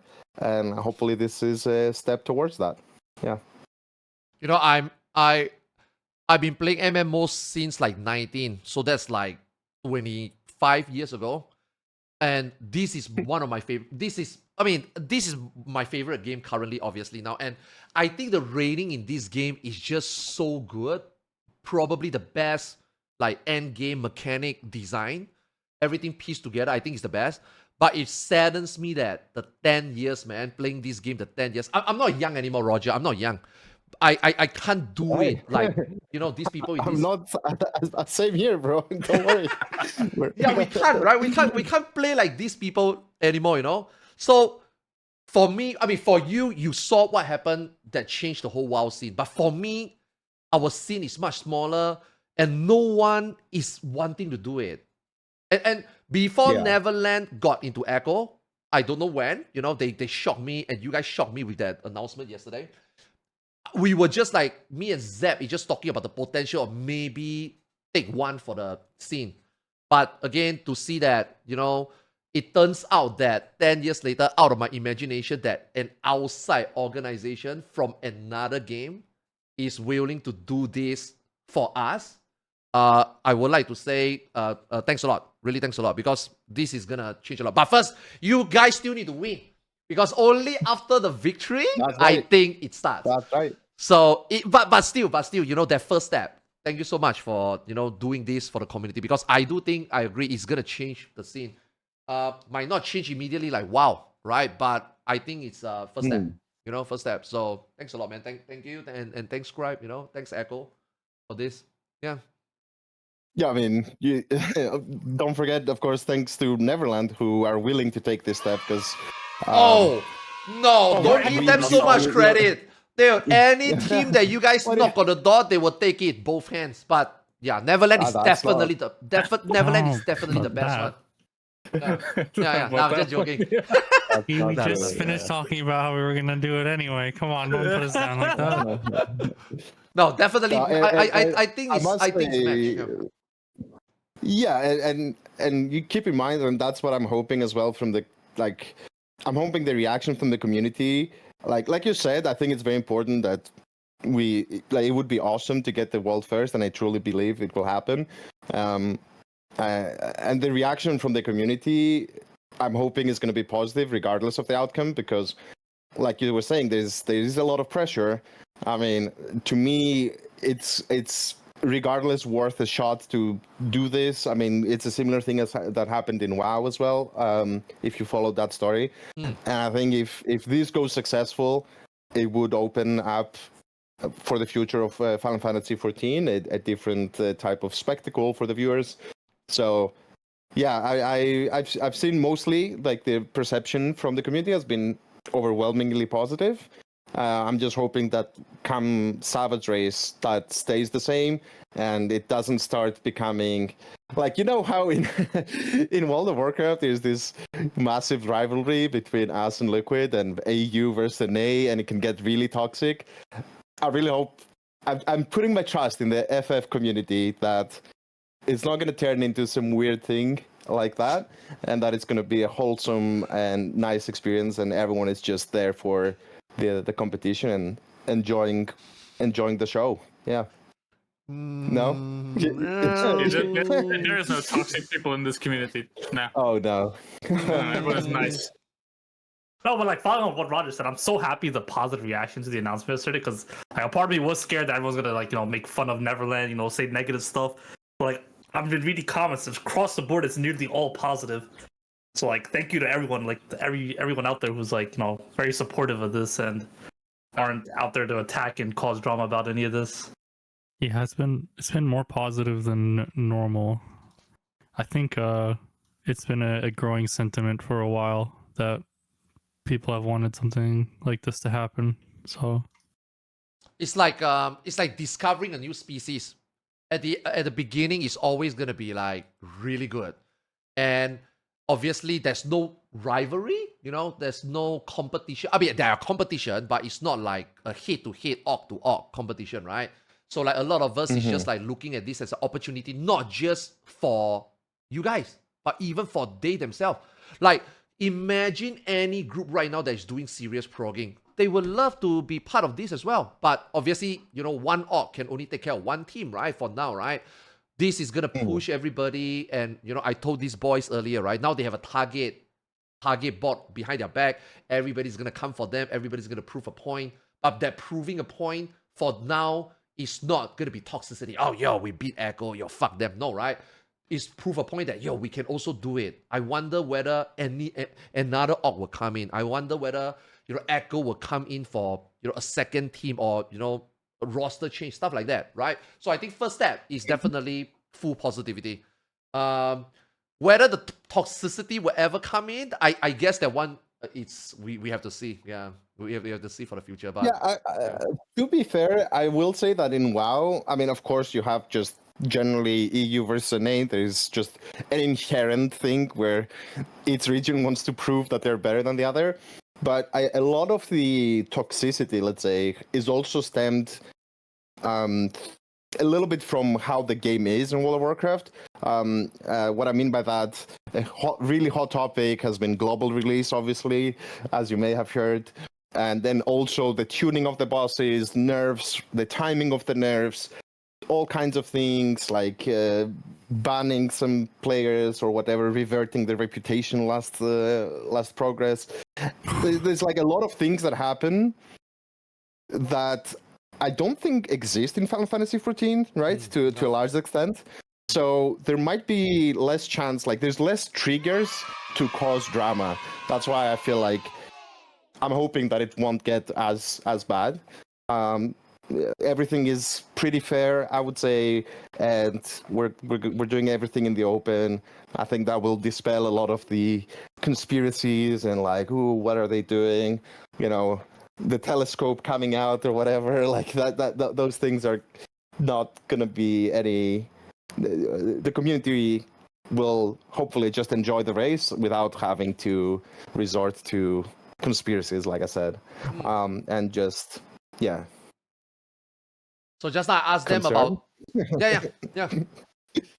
So just I asked them about two things, right? But that one was asking them, now that you are here, right? I guess I can ask you as well, right? You guys as the benefactor, you guys as the one that started this, did you guys have any like rules on this guy? No third party. This is not WoW. This is Final Fantasy.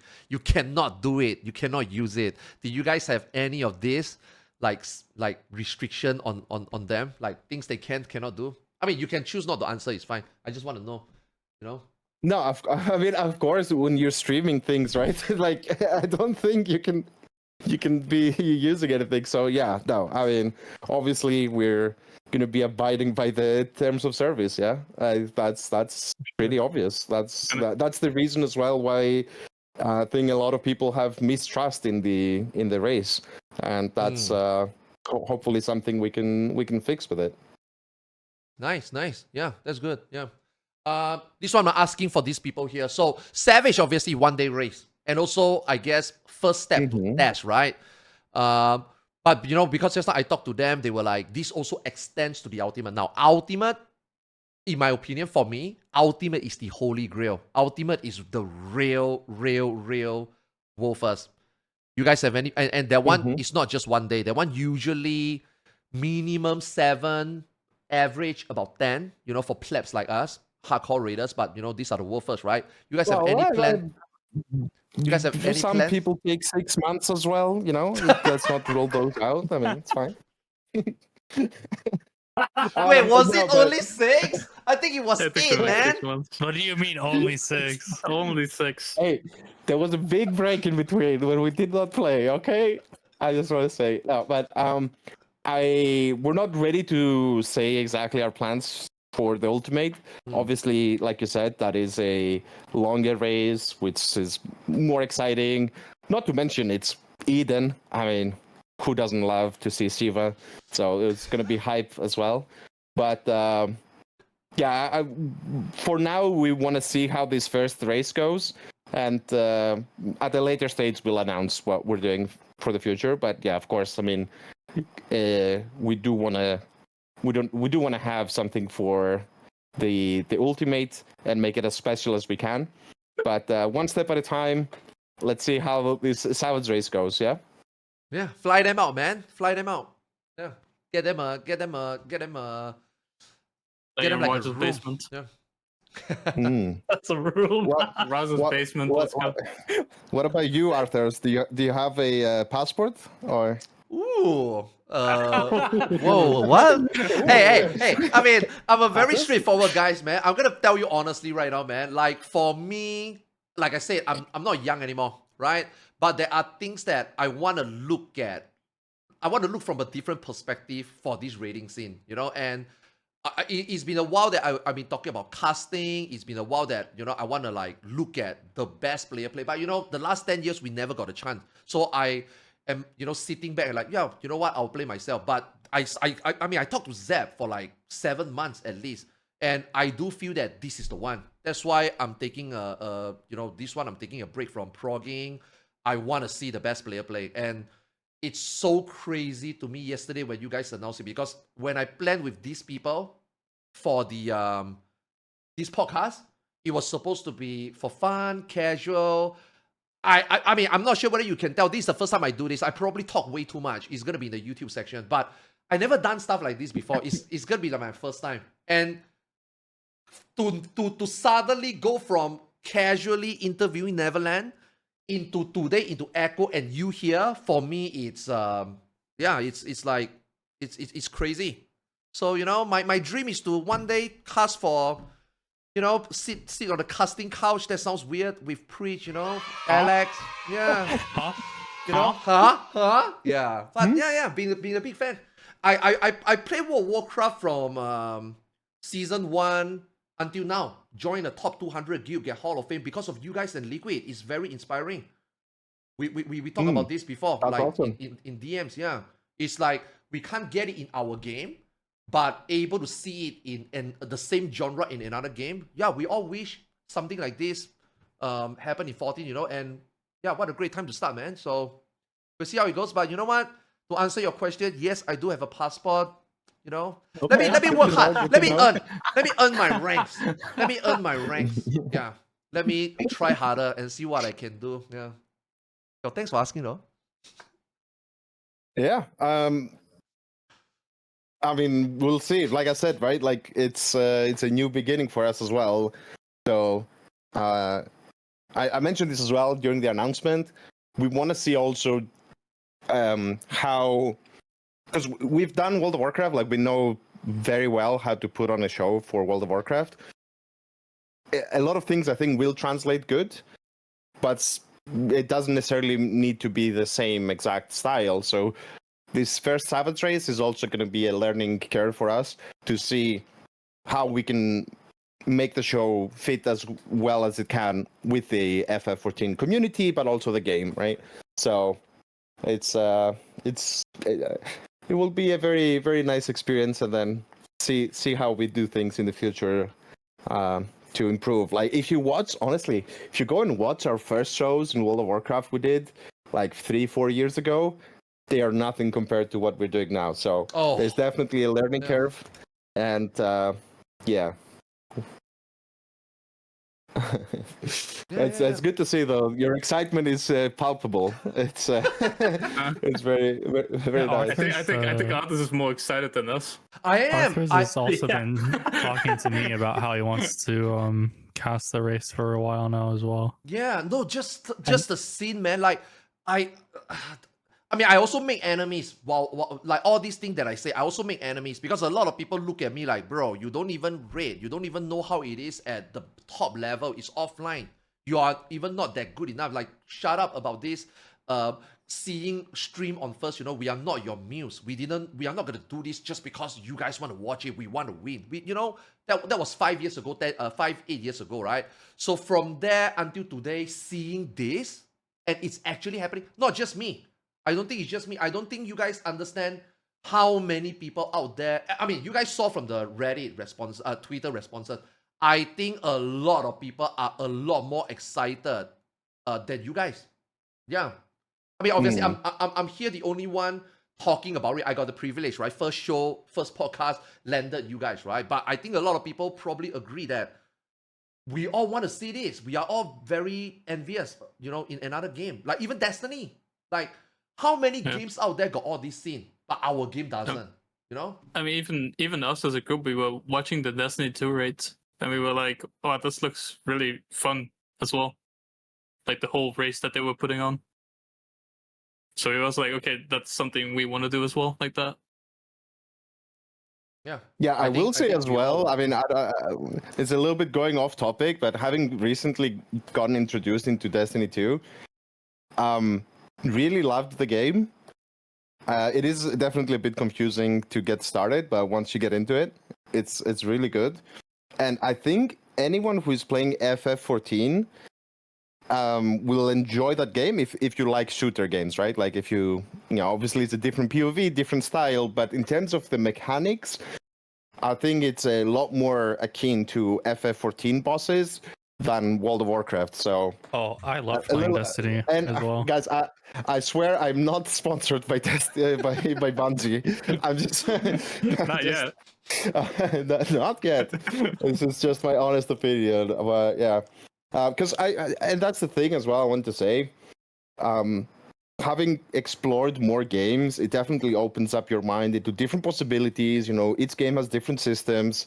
Like I'm really glad that I've kind of gotten out of the WoW bubble and started with FF14, now also Destiny 2, just trying to see how other games do things. And some things they do way better, some less good, you know. And I wished actually that the companies also did this a bit more, like see what other games do well and try to take that and incorporate it in their games. Because I think there's definitely things I would love to see in WoW from FF14 or from Destiny 2, and vice versa, right? Like there's good things in every game. So yeah, it's very, very nice to get out there. And also, I think, for example, I've heard a lot of these things, not so much in WoW recently, because they've been pumping content like crazy.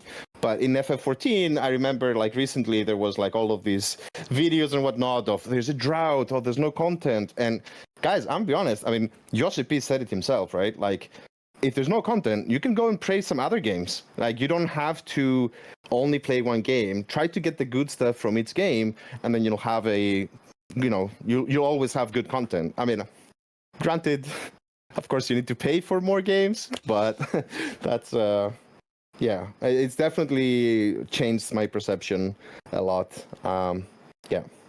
Oh, I also love playing tons of different games as well. It does help the way that you said. I mean, it's nice to see. Same for Neverland, right? I think most of you also took this opportunity to play Dragonflight Season 3. So yeah, definitely. God bless Shadowland for being the pile of shit, you know, in Season 2. Yeah, I think that connected all of us. I think so. Yeah. That's true. Yeah, that's very true. Oh, it was Seth is still bothering me to play WoW. Yeah, you're I'd say playing along. I committed to playing the next expansion with them. I will say, at this point now, a majority of our group has downloaded and attempted to play World of Warcraft. Oh, yeah, Not all made it, but Not all made it. I mean, I saw the add-ons. I just couldn't play. I mean, look, man, I'm gonna be honest, right? Like, you guys are all really good FF14 players. Like, I mean, I wouldn't go as far as to say that Final Fantasy 14 mechanics. Okay, I'm just talking about mechanics, not logistic, not like as a collective. As an individual doing mechanic, Final Fantasy 14 is way harder. Right? But obviously collectively managing so many people and organization, wow, different game, different requirement, different difficulty, right? But you know, if you guys all play WoW, you know, Roger can have some extra people to pick into the WoW team, you know what I mean? Mm-hmm. I mean, that could, yeah, but personally, after me and Zepp and Rami were all playing World of Warcraft raiding for like several months. I remember we all came back to FF when we started, like, our group started raiding again. All I could think was, man, FF is so easy. Like, World of Warcraft is so hard. Really? Dude, I miss the pinging system. It's actually so big. Oh, yeah. Yeah, I actually think World of Warcraft is really hard, but I want this ping system in FF. It is so good and raw. World of Warcraft doing mechanics is not that bad individually. Again, I'm talking about individually. But man, doing damage in that game, man, is a whole different level. you're like fighting for your life crazy. 24/7. Just like Yeah. mashing buttons. It's a lot to handle. My raid lead, I didn't tell my raid lead in my WoW guild, right? Like my background, So some of them, or if not all of them, didn't know that I came from FF14. I mean, most of them didn't even know I was streaming because I don't like talk about it or something. I went through 3 seasons of WoW Dragonflight as a trial of the guild, and then on the last season doing prog, my raid lead say this to me. He's like, "Yo, Arthars, I realized that you are a very good mechanical player." And I'm like, wow, it took him 3 seasons to realize that I can do mechanics, as a 14 player. You know what I mean? So it's like, that's kind of interesting, yeah. I think that's a compliment, yeah. But yeah. Anyway, yeah. Let's not drift into WoW again. Okay, I mean, holy shit, man, I didn't expect to I was telling the boys maybe 1.5 hours. Didn't expect to take so long. I hope I'm not holding you guys. It's a little over 1.5. Doesn't matter. Sorry? It's a little bit over 1.5. Yeah, Not that bad. Thanks a lot, man. Thanks a lot. Really appreciate you guys coming on, man. Is there anything that you guys wanna? Wait, I'm pretty sure I covered everything already. The main thing was for Roger to come in for me to ask, and I think he pretty much covered most of the stuff already. Yeah. Is there anything? Yeah, that you guys wanna, maybe maybe we can ask chat if they have any questions. Maybe we didn't answer. That's always a good one. I was gonna say, yeah, the second Roger came into the call, you could really tell which one of us became has a Roger public... interview. Yeah, well, I was gonna say you could really tell how many of us have public speaking experience, and I'll give you a hint. It's like 1 or 2, and one of those is Arthars. Thanks for the save, man, Roger. Thanks for the save. Okay, I mean, yeah. Good Listen, point, good point. guys, I'm a yapper, guys. It's a good and a bad thing though. Like sometimes I can't stop. Yeah. I see this one kind of few times. I mean, this one is probably directed at you. Are you gonna Fantasia into Hrothgar? Female Hrothgar, basically? I will do it once you can wear hats. How about that? Okay, That's a challenge for Yossi. Once we unlock that secret, 8.0 is generous. Isn't this like, how is there not a community outcry for this? That literally a race cannot wear hats is just insane. I mean, there is. Yeah, there is. Yeah, there is by the 100 people that play that race. Oh, hey, no, I mean for Viera as well. Okay, yeah. If I actually have the ultimate selling point, I'm going back a little bit for Destiny 2, guys. Okay. For all you FF14 lovers, in the latest raid they just released, which is one of the hardest ones, there is a fight where it actually requires you to have distinct transmog. Okay, so transmog is part of the encounter. So I'm not joking. So this is for you. It's actual end game. There you go.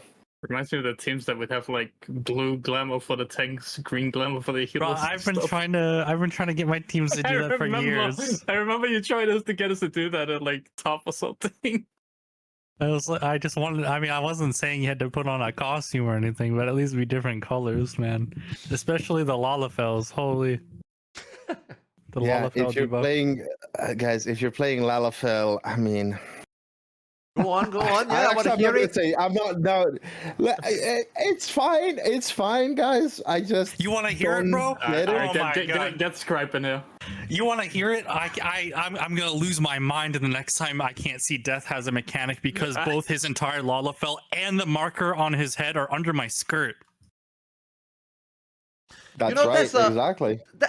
You know what? That's actually something that I always say on stream, but never really get confirmation. I mean, from Wolfer's point of view, do you guys think that Lalafells are actually detrimental to progression? Yes. 100%. there are unironic moments where you can't see what they have because they're so small. Yeah. But it's hard to convince people who play Lalafell to get off Lalafell. So I mean, even You the know, I Lalafell themselves. I think it was DSR and Scribe was the only Lala, and then I could not see if he had a debuff or not because he was just hidden underneath Thornton's cloak, and I was like, "Where is this debuff?" And I couldn't find him. Oh, It was the same thing with X-Death back in the day. You couldn't kid. see anything under the cloak. Yeah. because Xdeath would spawn black holes under his cloak, and he would snipe a melee trying to get a positional. Even so, Lalafells like, themselves. Lalafell. Lalafell themselves, Yeah. they themselves can't even see the mechanics themselves. When you're all stacked together, like pixel perfect, you have to do like, everybody have to move to a specific spot. Sometimes they can't even tell their own positions because they just can't see themselves. Yeah. Okay, at least I'm glad that I'm not the only crazy one that feels like that. Yay, we got confirmation. Thanks, guys. Okay, someone was asking. I think this one we answered earlier. Like, for this new Echo team, like, the 8 of you or more, do you guys plan to do more stream outside of just the prog? I think they answered that already, but if you guys want to say it again, yeah, go for it. Yeah, for sure. Most of us will probably be streaming here and there for Final Fantasy, so it's a new expansion. Everyone wants to turn together, so everyone should definitely tune into one of us whenever we're streaming. We're gonna be streaming our Dawn Trail leveling. We're gonna try to rip all the way to the X trial as close to 12 hours as possible. Oh shit! Oh, you guys are gonna skip everything? Okay, nice. Yeah, skipping. Yeah. I'm no part of I was that. about to say, most of us are going to go back and read the whole story. Yeah, I'm actually really looking forward to the storyline. We actually do read the story, yeah, but just not the first time usually. That's exactly it, right? So many people think that we end games enjoyers skip story because we hate it. No, we skip it. We come back later. It's unfortunate that content are locked, right? Locked behind it. Yeah, we're excited for the X Trials, right? We want to play that. That's the fun part. We skip it because, at least for me, the way I feel about the story is that a lot of the time my ability to enjoy the story is tainted by the fact that it's locking me out of stuff. I have a friend who just started playing as well, and he quit a couple times in ARR until I ended up buying him a boost. But now that he can actually play the game and he can read the story just on his own time when he feels like it, he's actually playing the game now. So I don't know. Mm-hmm. Yeah. You can read the story and skip it at the same time, I guess is what I'm saying. Yeah. And also Final Fantasy XIV, it's a great game. Story is great, right? I don't think anybody dispute that. But you can't just say that story is everything, because you also have to give credits to the dev making all this endgame content. Because let me tell you, in this game, this is the best endgame content, not just visually, but also mechanically. I think it's one of the best one, right? So you can't disregard that as well. I think the content developers also deserve a lot of phrases rather than the MSQ, Yeah, I don't think some of the creators for content get enough praise for what they make compared to MSQ. Mm-hmm. Okay, this one is kind of irrelevant. Yeah, go ahead. Yeah. I want to throw a random question. I didn't read it in chat or anything. It's just something that popped in my head. So how in WoW, for a long time, it's not like it started now. It's been going on for since 10, 15 years ago. People were making private servers, and they were demanding essentially classic WoW for a long time. I have a feeling this is not really a sentiment in FF14, right? Or is that would there be a substantial amount of people who would want to go back and play Heavensward as it was? No, right? Nightmare, I believe, is the. Well, the thing is that outside of job changes in FF compared to WoW, outside of job changes, a lot of the content just kind of remains. It's not like World of Warcraft where the second something isn't current, they just literally destroy it from the game with a hammer. Actually just delete half of the content from the game. They don't really do that in this game.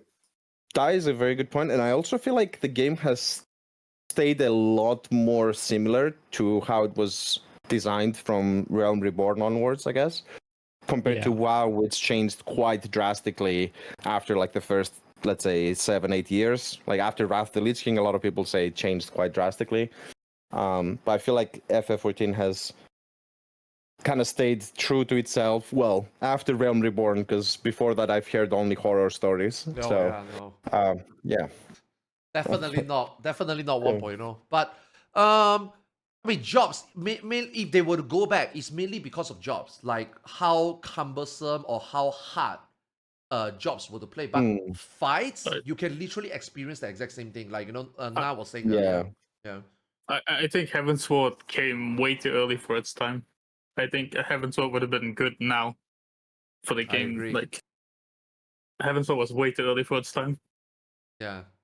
It was way too difficult. Like it's crazy. It's almost retail WoW level. Like a lot of people make fun of retail WoW. Retail WoW is very difficult to play because of how many things works with one another, and then your personals and stuff. That's how Heavensward felt like. It was way too difficult for a lot of players. But mechanic was a lot easier back then. It's what built up to what it became today, right? How crazy mechanic become today. But if we were to go back to play, mechanics will be way too easy. Not to mention, some of the add-ons that you have today compared to before. The what? Information. You mean World of Warcraft, right? Yeah. It's like classic WoW, right, Roger? You go back to play classic WoW today, it's not the same. People have DBM. Oh yeah. It's not the same. Yeah. Oh yeah, it's not the same game, and that's why I think a lot of people tried it out. I mean, to be fair, there is a lot of people who are playing it very casually, like it was back in the day, and you could play it, and you can still do it. Like, no flame, of course, guys. I accept every type of player in the game, in any game. Everyone is playing their own way, but when I check people playing classic WoW, there is a very high correlation between those people and people that click their abilities with their mouse, right? So it's, it was a different time back then. Now, what you're saying is that in Heavensward, it got really hard, let's say, real fast, so people had to play, have to adjust drastically there. Whereas in WoW, I think that curve was a bit slower. It just got drastically, slowly but steadily harder and harder, as add-ons also made it easier to do things. But yeah, right now, if you try to play World of Warcraft without add-ons, PvPers, a lot of them have. I tried. Yeah, it's not good. Yeah, it's hard. They end up in there one way or another eventually.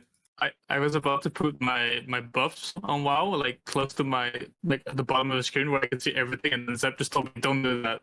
You will just use a plugin to see your personal buffs and stuff. Yeah. I'm like, okay. There's a crazy buff below in WoW. Yeah. During any given raid pool, you have 50, 60 buffs. It is quite crazy, and I don't know. I think it's hard for. I mean, we're going again into WoW podcast territory, but it's hard.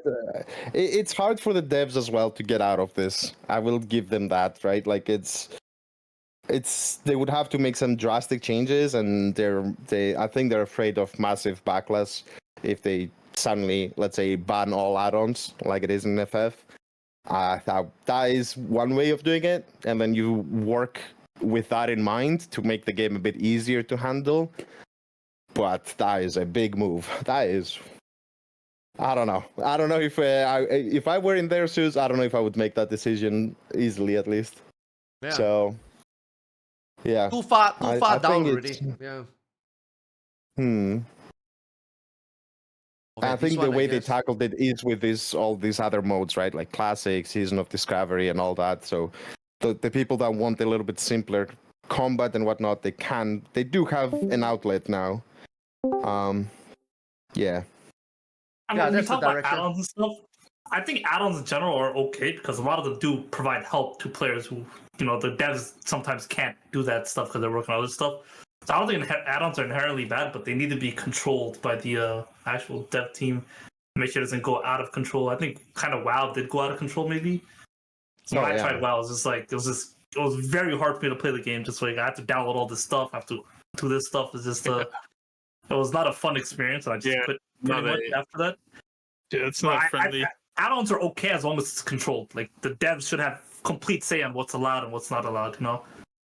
And something I'd like is, I mean, if you guys, no one ever talks about this game, but like RuneScape, old school RuneScape has like a bunch of add-ons as well, and the devs in that game are creating their own API, so they can control what's allowed in the game. And as long as you follow their rules, then they're completely open with that. I think something like that is really cool. Yeah. See, like that's the difference between the games, right? WoW is like, go ahead. You know, we will do what we want based on what you guys have most of the time, right? And then like Roger say, if you don't want to deal with this, that's why they came up with all these different versions. You got SOD, you got Classic, you got Classic Hardcore. There's always a version of WoW for everybody. That's what WoW at the moment settle for.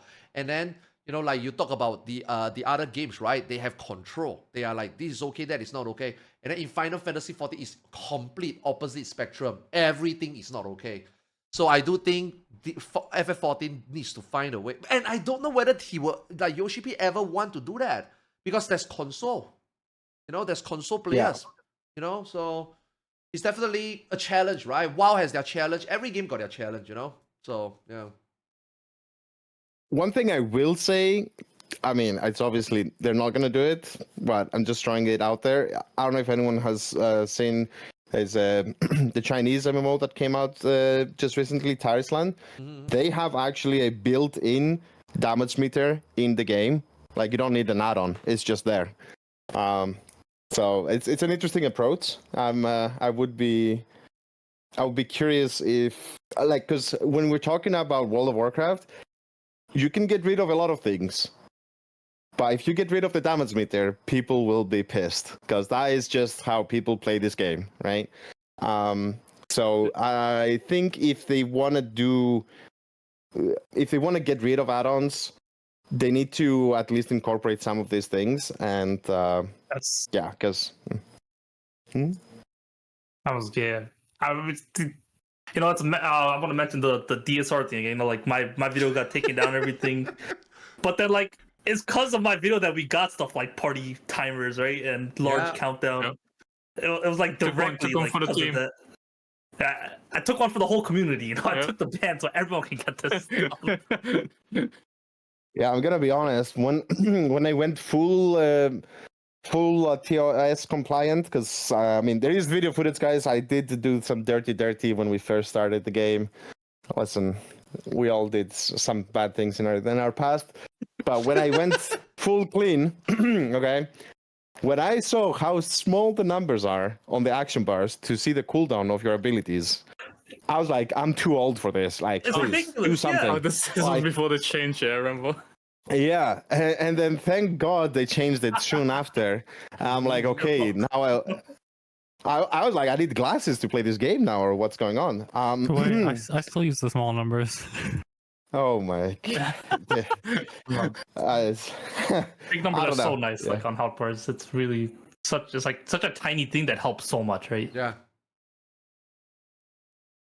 Yeah. It's just really weird. Some of these things are added in so late, you know. But I mean, I guess late than never. I mean, we are gonna get chat bubble, but if not for Preach, then who is gonna ask? You know. So you know, I'm glad that they do watch, and I think they are being reasonable. You know, like as much as they say no add-on, but I think when they look at some of these add-on, they themselves realize that okay, you know what, we do have to do something like that. And so far, they've been slowly adding in, you know. So I guess that's where they try to find a middle ground in this game, you know. A damage meter, I agree. I feel damage meter is mandatory in every game.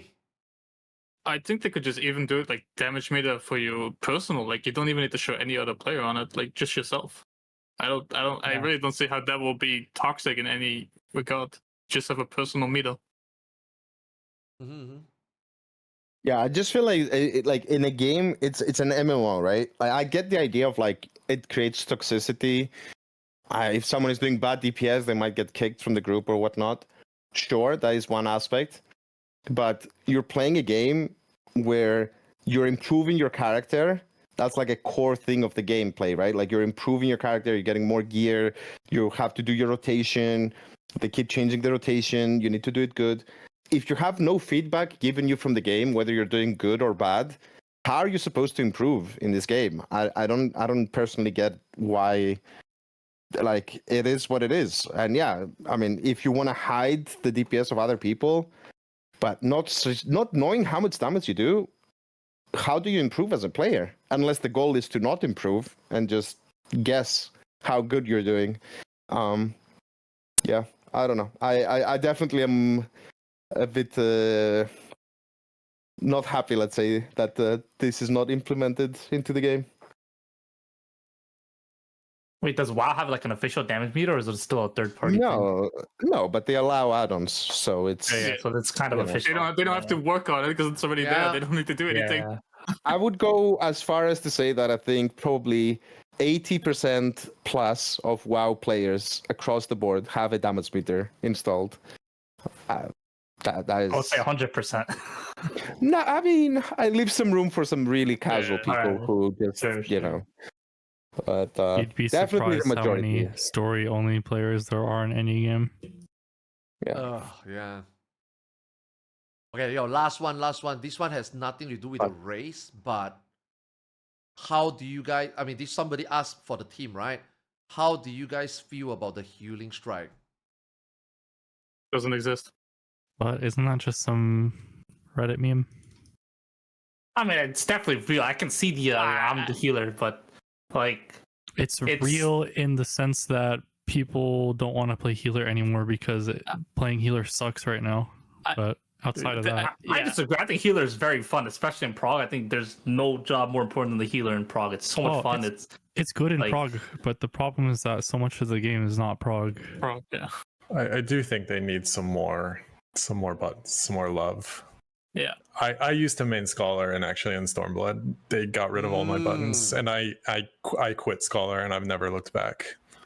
That is the most common thing you hear from real. I mean, I would say real, or rather OG main healers. Storm's Blood was the last time healer felt the best.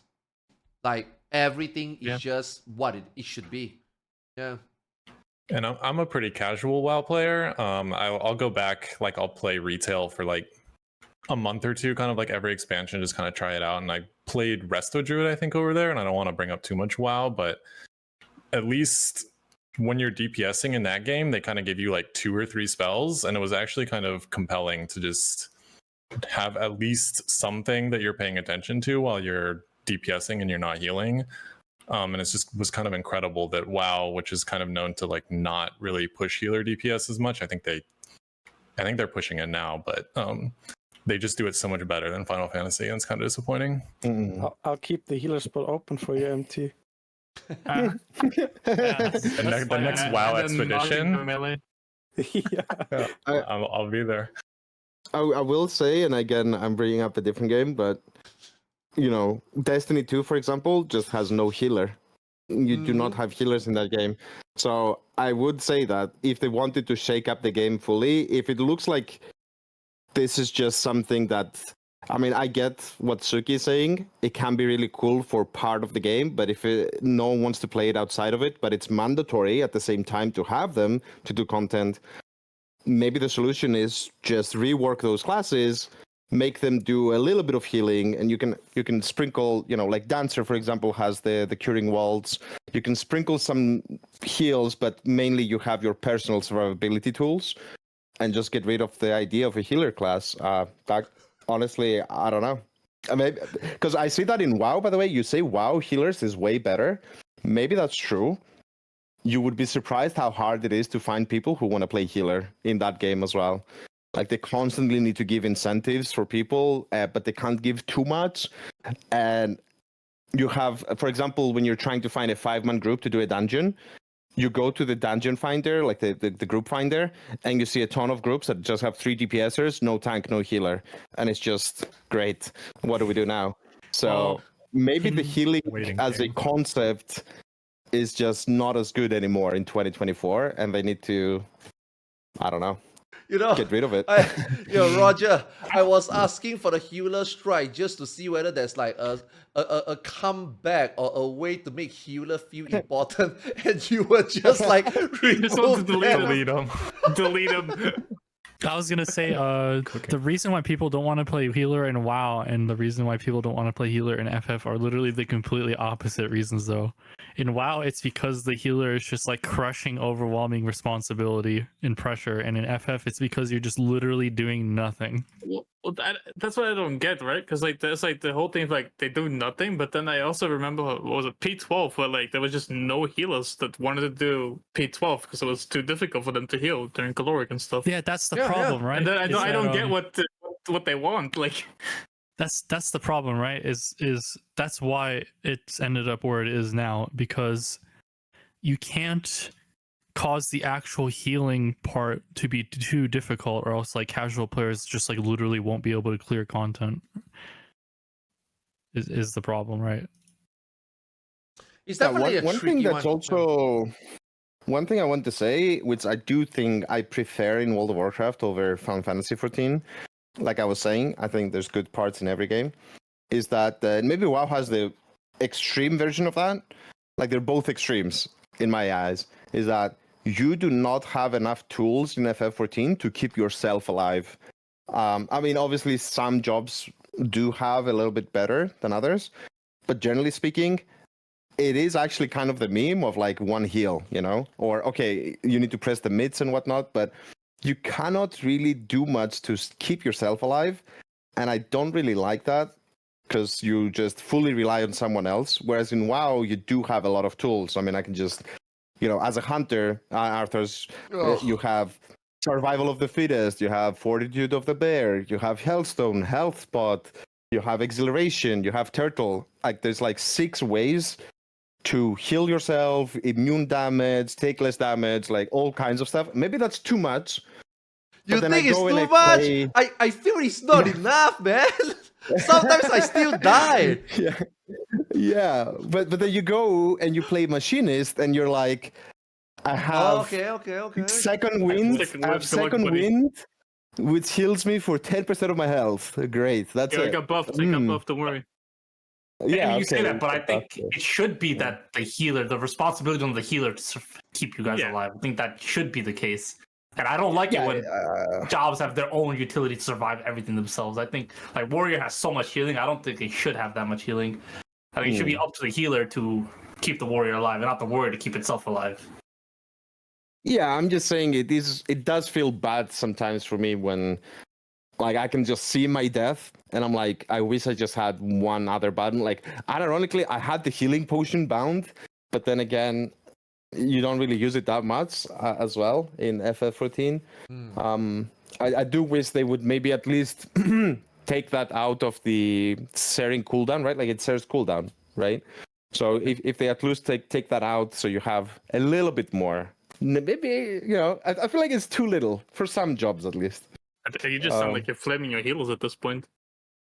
No, because they might be busy. They might got a lot of mechanics. Like stuff happens, you know. Mean, I actually agree. One of the things I find fun about playing melees is that you have like Bloodbath and Second Wind, and usually like some other ability. You know, it's kind of fun to have like a couple things to use at least. I mean, WoW definitely needs got to too much. There needs to be a middle ground. Yeah, there needs to be a middle ground. A middle ground. Yeah. Because WoW, I mean, that's one of the problem. I think a lot of raiders in WoW is talking about too much personals. Yeah. Yeah. It's way too much. Yeah, for sure. That is a problem right now. Yeah, for sure. Mm-hmm. You have so much personals in World of Warcraft that they just become part of the raid-wide like MIT plan, where on some mechanics you just say, okay, everyone use your personals now because they're out of raid cooldowns. Yeah. Yeah, I mean, there was this. Oh my god, I'm sorry. Ever since I came here, it's just been wow. If anyone watched, there was this MDI competition a couple months ago where they do like crazy pulls and everything, and literally half of the dungeons teams were not running a healer at all. Because I mean, there is the another competition starting very soon in the next couple of weeks. That one they're doing the highest dungeon levels, so there's not going to be that, I hope. But yeah, that goes to show that personals has gone too far. If you don't need a healer to finish a dungeon at such a speed, it says something about the state. And that's what I'm saying. I mean, I hear what you're saying, but I think it's also very hard for the devs to find this middle ground where healers feel useful, but also they have stuff to do both when the content is hard and when it's easy, but you always want to bring one. But why would you bring one if you don't really, if it's easy? You know, it's hard for the devs to find that balance.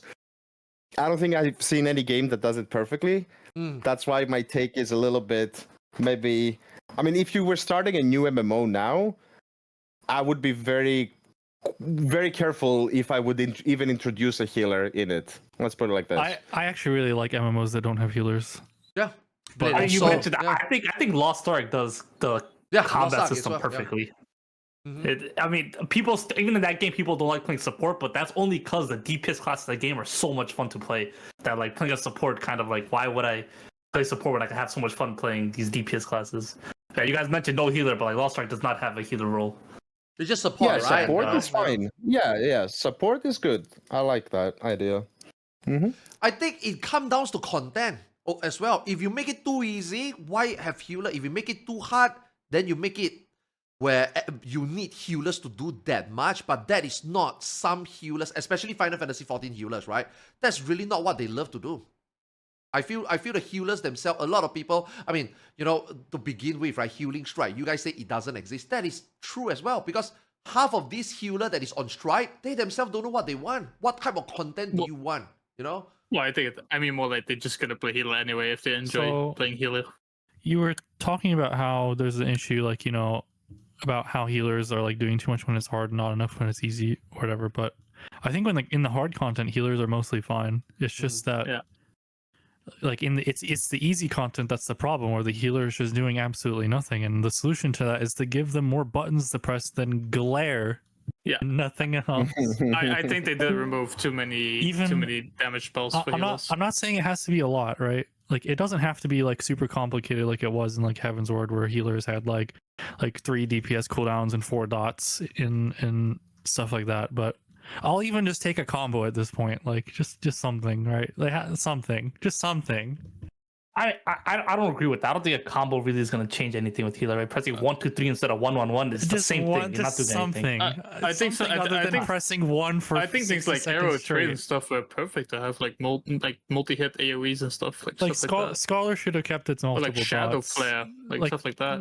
White Mage, maybe it's fine that some healers are like that, but like Scholar should have kept its dots, stuff like that. I like the direction they're going, right? With the follow-ups on their 2-minute CDs. Like, I think it's a good direction they're It's going. definitely right? an improvement, and it really says something when the improvement is 1 button every 2 minutes, and you're like, "Oh, this is such a breath of fresh air." I think that's a problem with their update philosophy, where they update classes very slowly so far. So, like, hopefully they do more drastic changes in the future, because Yoshi already mentioned 8.0 will be a lot of waiting room. Yeah, so Boy. I mean, I don't blame them for like this, because I mean, Yoshi already said it in packs, so like this expansion you won't see many changes, which is fine, right? So Yeah. Because we'll he's see in changing, 8.0. he's changing combat first, right? But then again, we don't have anything yet. But hey, you know what? The game is coming out soon. You know, maybe from EX Troll we can We'll start see. seeing. Yeah, we'll see. Yeah, Yeah. tomorrow's the big day. Yeah, everyone's gonna see. I think having the more conservative approach with jobs this time is fine, considering they said they want to do Yeah. content a little bit different, or like at least try. And I think I'm fine with that. Like, Yeah. Don't do two Don't things change at too once, much. because Yeah. because Yeah. that could. I think there's a very, very high possibility that it could lead to either being way too easy or way too hard. And I think it's much more risk-free to only tackle one of the two. And the next expansion, they can take what they learned in 7.x and do the jobs later. Yeah. Anything You know, else? on top of jobs, you know what I like? I think WoW there's like a lot of balancing in WoW, right? Sometimes jobs are stronger, sometimes they're weaker, right? That's something that happens in WoW. Like, I kind of wish that happens in this game too, where they have more balance updates, and there's a meta, well-defined meta that changes constantly. I think it was like a League dev who said that, right? It's like it makes the game more exciting, like League does it every 3 weeks, right, with their champion changes. But it's exciting, that you got to learn multiple different classes. You got to be ready for a meta change, especially as like a world prog group. I think that would add a lot more excitement to the race, where every team now has to worry about the meta as well, rather than just like play what you're good at then clear. I feel like it's obvious you haven't played WoW much, Suki. No. Wait, isn't the balance kind of like always out of whack? It's That's, awful. that's exactly the problem. Because you see, like in other games, right, like retail, we all play at that level already. There's no such thing as new player experience. It's impossible. It's so difficult, right? Most people will just don't bother with it. But 40, because you got, people like you guys playing at the highest level, and then you got hardcore raiders, there's nothing in between. And then it ends up just on the other side where too many casual players. So then they can't even handle the most casual thing. So if they do a lot of balancing, I feel like players right now in 14, right? They just can't keep up with it, or rather, they just don't want to deal with it. I think the gap in this game is way too one end to the other already compared to other games. Yeah, I will say it is very interesting. Like I was a bit, let's say, taken aback at the difference between doing a normal raid boss and then going to Savage. I was like, man, there's nothing in between these. Like normal is so much easier, and then you suddenly are thrown into Savage, where pretty much everything is just killing you. So I'm a bit confused. Like in WoW, we have the opposite, where we have too many difficulties. Plus, on top of that, you have raids with way more bosses. So, for example, there is a new raid coming out. There's 8 bosses. You can do all of them in LFR, which is a complete joke. But then you can do all 8 of them in normal mode, and they are supposed to scale in difficulty as you progress through the raid. And then you go to Heroic, and then you go to Mythic. So no matter how good you are at the game, there is some appropriate difficulty level for you to play at. But in FF14, I feel like you are easily you can easily be trapped into the I'm only doing normal bosses, and then going into Savage is just way too much, and I'm not gonna do it. Yeah. The middle ground is supposed to be extremes, but I personally feel the extremes have gotten too easy. Yeah, the Zero past Mus. years. Zero Mus is Like- definitely, they cannot do like- another Zero Mus. Yeah, Hype. Extremes dying in like the first hour of being released, or like the first 5-10 balls, that shouldn't be a thing. Yeah. Like give it Yeah, like but, 2 to 3 hours, and then sure. Extremes is also not enough. I feel like it's only a couple of fights. I don't know. I think maybe they should make normal maybe a little bit harder. Maybe introduce like or in between difficulty on top of it. I don't know. I don't know. I've seen it a bit as well, but just my personal experience was that obviously I loved the Savage difficulty myself. And it makes sense to go, like, to me, going from Savage to Ultimate, that jump makes sense, but going from normal to Savage and, asking someone to go do a different boss in Extreme, I mean, sure, that gets you a bit ready, but you're not fighting the same boss, right? Whereas in WoW, it's definitely much easier to, we've done this boss in Heroic mode, now we're going to do the Mythic version. And that jump is much easier. Although the one thing that in FF is way better is you can find progress groups because there's no lockout system as bad as it is in WoW. So you can easily go and progress each boss whenever you feel like it. But yeah, I think they could do something there to help out people. I don't know. Is that not an issue with like the FF player base that Savage is too hard and it's hard to get into it? Let's say it's been a is. very Yeah. hot topic, like recurring issue where the complaint is always that there's not enough mid-core content. Like you said, it's too much on either side. Yeah. Mm. Okay, you see now. I mean, I get. Okay. Everybody watching, right? You guys need to understand that we are talking from a high level, gameplay, like POV. Why we say all this stuff? It's not because we want to shit on casual play and say that you guys don't deserve to do easy content. Content needs to be harder. No, it's like how we feel at high level, right? So actually now, right? Perfect time for me to ask the last question. Do you guys think Ultimate and Savage is perfect? I don't think there's anything wrong with these two. Like Roger say, the jump is also perfect. What they are individually is also perfect. But as like world first player, as like highest level player, right? If there's anything in Savage or Ultimate that you guys think could be better, it could be extending the race. Is there anything that you guys want more? Are you guys very happy with oh, Savage being a 1 or 2 day thingy and then Ultimate being a 7 day. Do you guys have like more expectation moving forward as like the highest level player? I think it's pretty wish ideal. Savage was harder. I wish Savage was harder. It's not. Yeah, a little bit. Yeah. I think the order should be like the first turn should be as hard as the third turn difficulty as it is right now, and the second turn should be as hard as the fourth difficulty, and the third, fourth should be like short ultimate fights essentially. Oh, Like ultimate fights are 19-minute long, right? I would love if like third and fourth fights are like shorter versions of ultimate fights, because are you ultimate fights, saying? one of them is about endurance. Are you saying like Shiva difficulty? Oh, Shiva was I think Shiva should have been a third turn fight, yeah, something like that. a third And then- turn. Oh, wow. Yeah, something even harder than slightly harder. You And Shiva as a fourth turn. okay, but then Oh. that's from your point of view, what you want, right? Because Yeah, that's for the my community. point of view, That's yeah. that's depth to the game. I can tell you that. Yeah, I agree. actually What kinda- Roger said is important though. Like you have to add a middle ground after that, right? Like X trials. There should be more X trials. There should be more like middle ground stuff. But I think the Savage as it is right now is too easy. And we get 2 hard fights every expansion right now. It's not good enough. I think for once as a a world year. progger, I guess. Yeah. Once a year, yeah, once a year. I actually do like the way it is now, but the way it is now really sucks when we get to the expansion with only one ultimate. I would like a 5th fight in Savage. That's what I would like. don't even get That could be a good idea too, where it's a much harder I've been difficulty. I've been yeah. saying this for years, Yeah. ever since like the end of Omega, especially with the way they do loot. Why the door bosses are getting so long and convoluted now to where they're like 8-9 minutes? Like they clearly want to just make 5 bosses. Why haven't they just made it 5 bosses yet? Yeah, It's remove the door crazy to boss me. and just make it 5 bosses. Yeah, it should just be 5 bosses. I don't know, I've been saying this for years. This drives me nuts.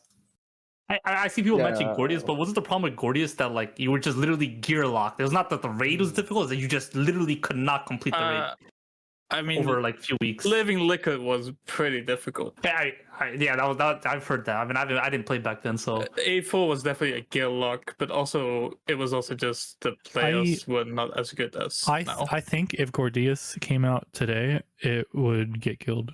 It would in the get first week. Yeah, killed in a easily, week. yeah. Yeah, in a week. Yeah, even with Literally- shittier gear. Literally, if we just rewinded Heavensward back to the day Gordius came out, but right now it would get killed. Yeah.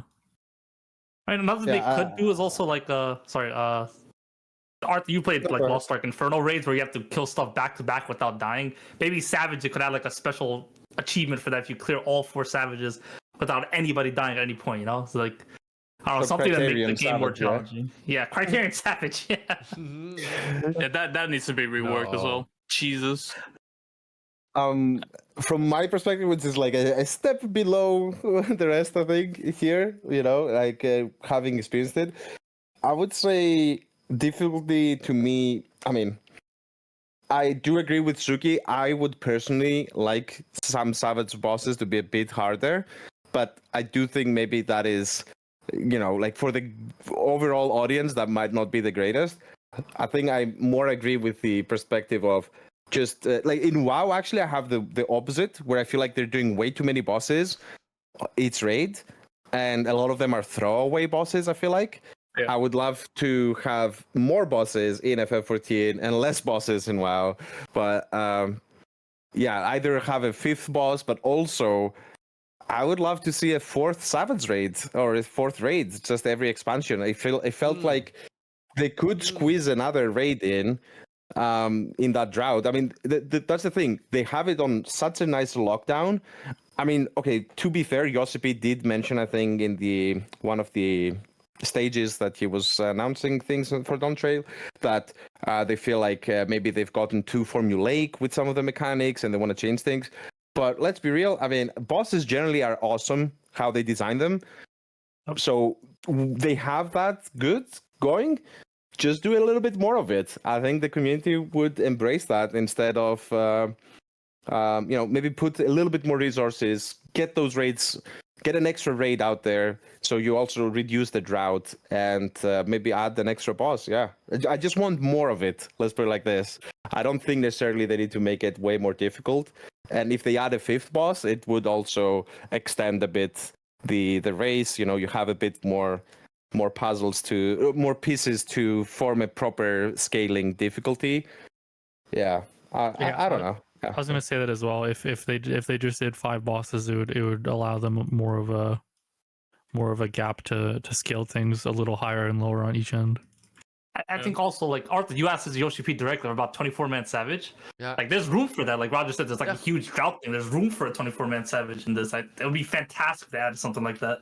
Yeah. I mean, I asked him that. I mean, that during that time is already. I mean, I can't expect him to be like, oh shit, really? Let me put it in. No, right? I just wanted to like plant an idea in his head that the in between, right? I do think that 24-man Savage has space now in the game. You know, like it will be a nice in between. You know, so but you know, like you guys say earlier as well, like Na say as well, 5th boss. I think that will also I mean, you can stretch it, right? You have a 5th boss. You can also stretch the other way around where the early turn can go towards the EX trial, like kind of form that bridge. You know, one more turn to fill in the gap, right? So I think that is okay. Yeah. I was gonna say the gap between like 2 and 3 sometimes is way too big Yeah. for some savages. Not this Okay. one. Let's be clear. No, not this No, one. no, this no, one no, too. no. This Yeah, one, 10 no. that was a great fight. That It's was good. like one of the best in fights. some tiers, the second boss just falls Yeah. over and dies, and the third boss walls people. Yeah. Yeah, this one is sometimes the it's a opposite. big difference.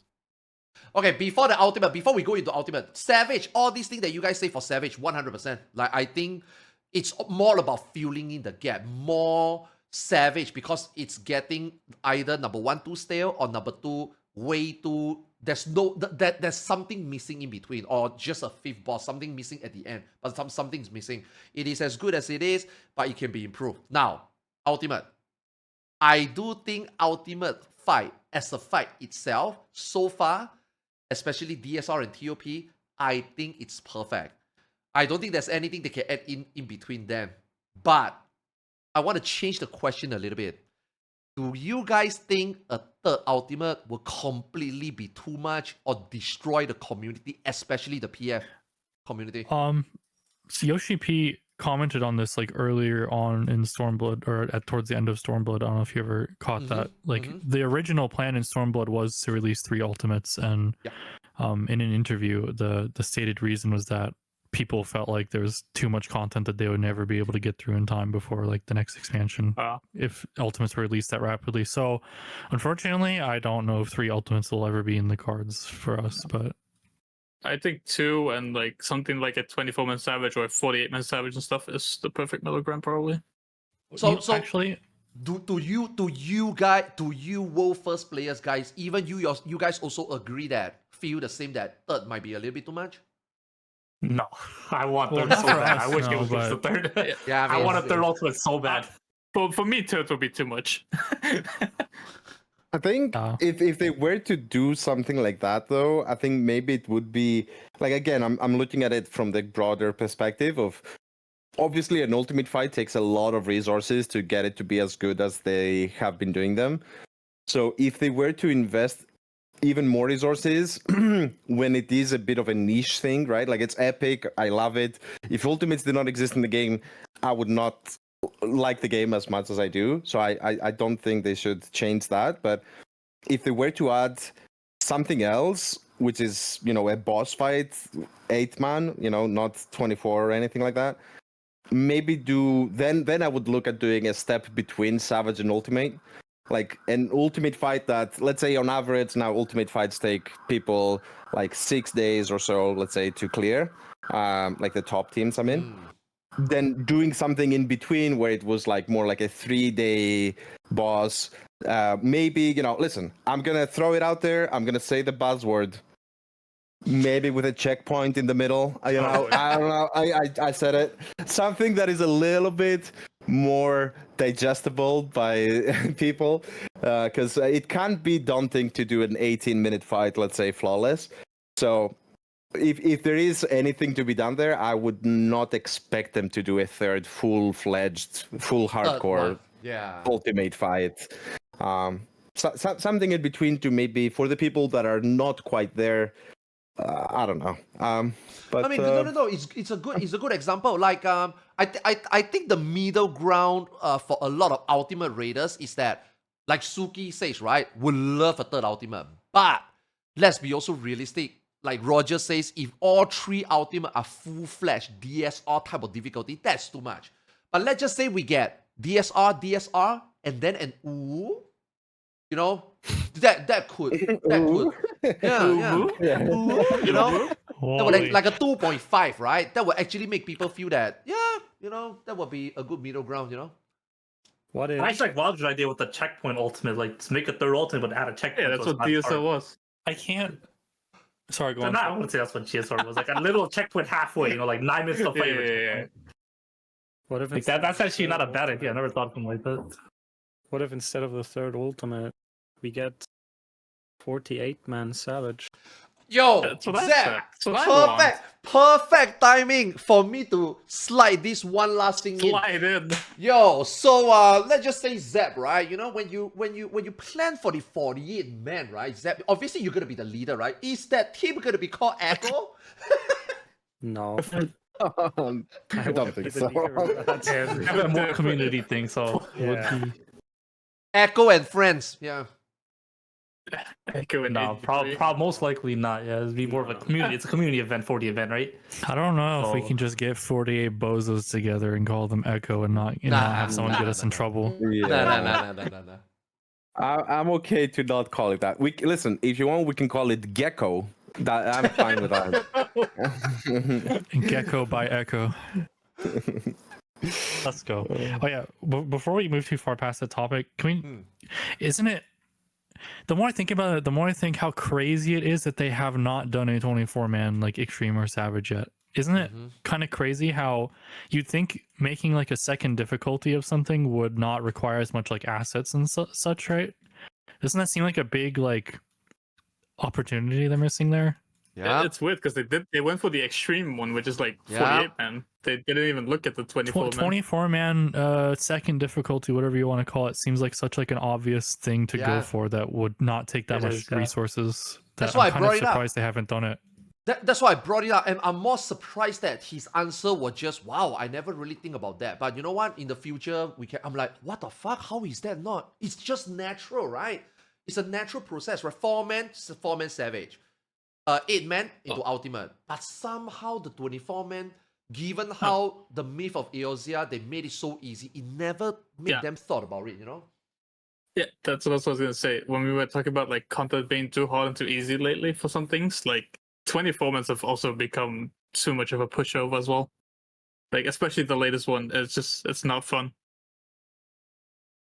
Can I ask a dumb question? I'm sorry. Maybe this is really a stupid question, but why not, for example, 16-man? Like why go no, correct. Yeah. 24 and then 48? Because I can say like getting from WoW again. Sorry, I can't go 5 minutes without saying it. I know. Okay, but in WoW, I can tell you, getting a lot of people together in 2024 to do content in a game is hard. Okay, this is not 1995 where people are just chilling and just playing the game all day.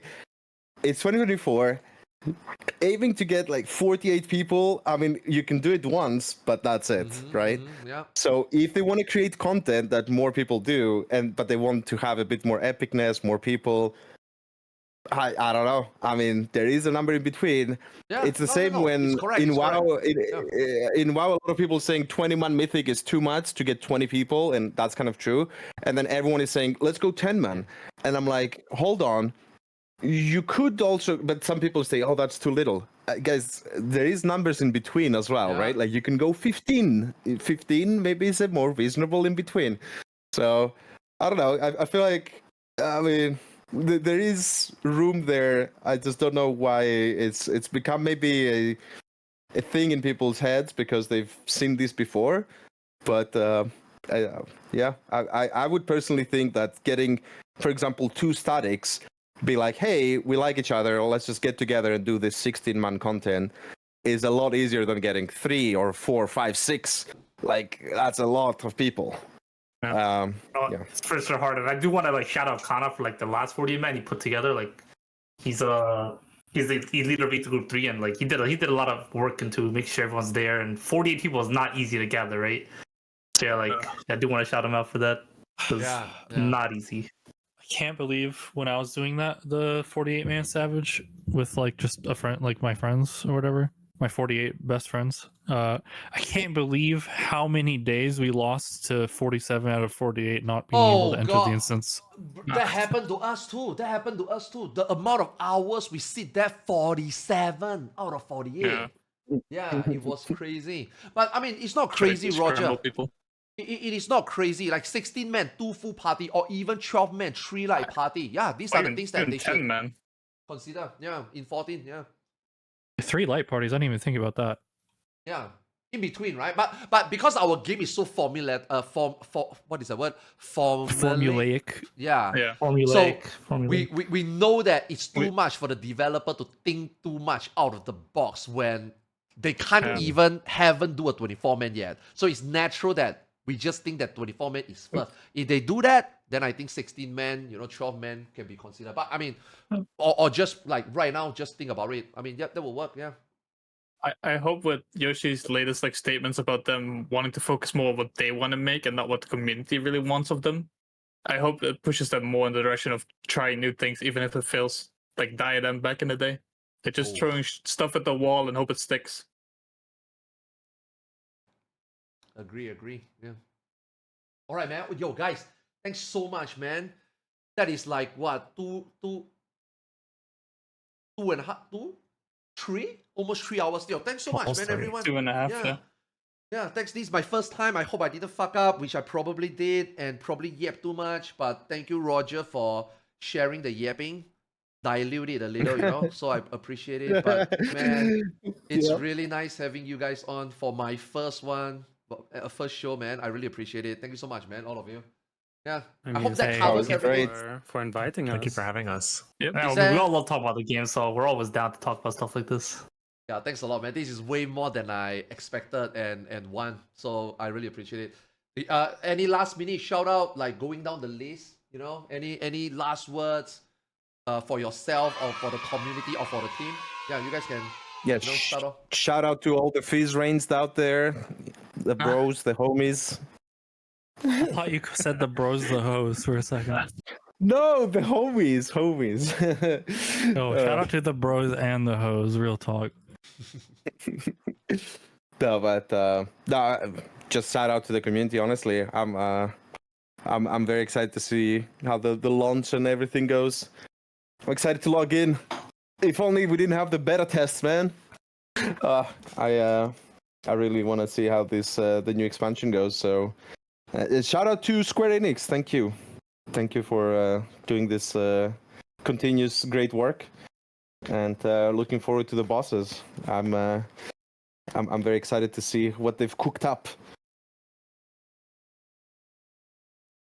Anyone else? Anything? I want to shout out Arthars. I think you'll be a great caster. You have a lot of insightful stuff to say. I hope it works out for you.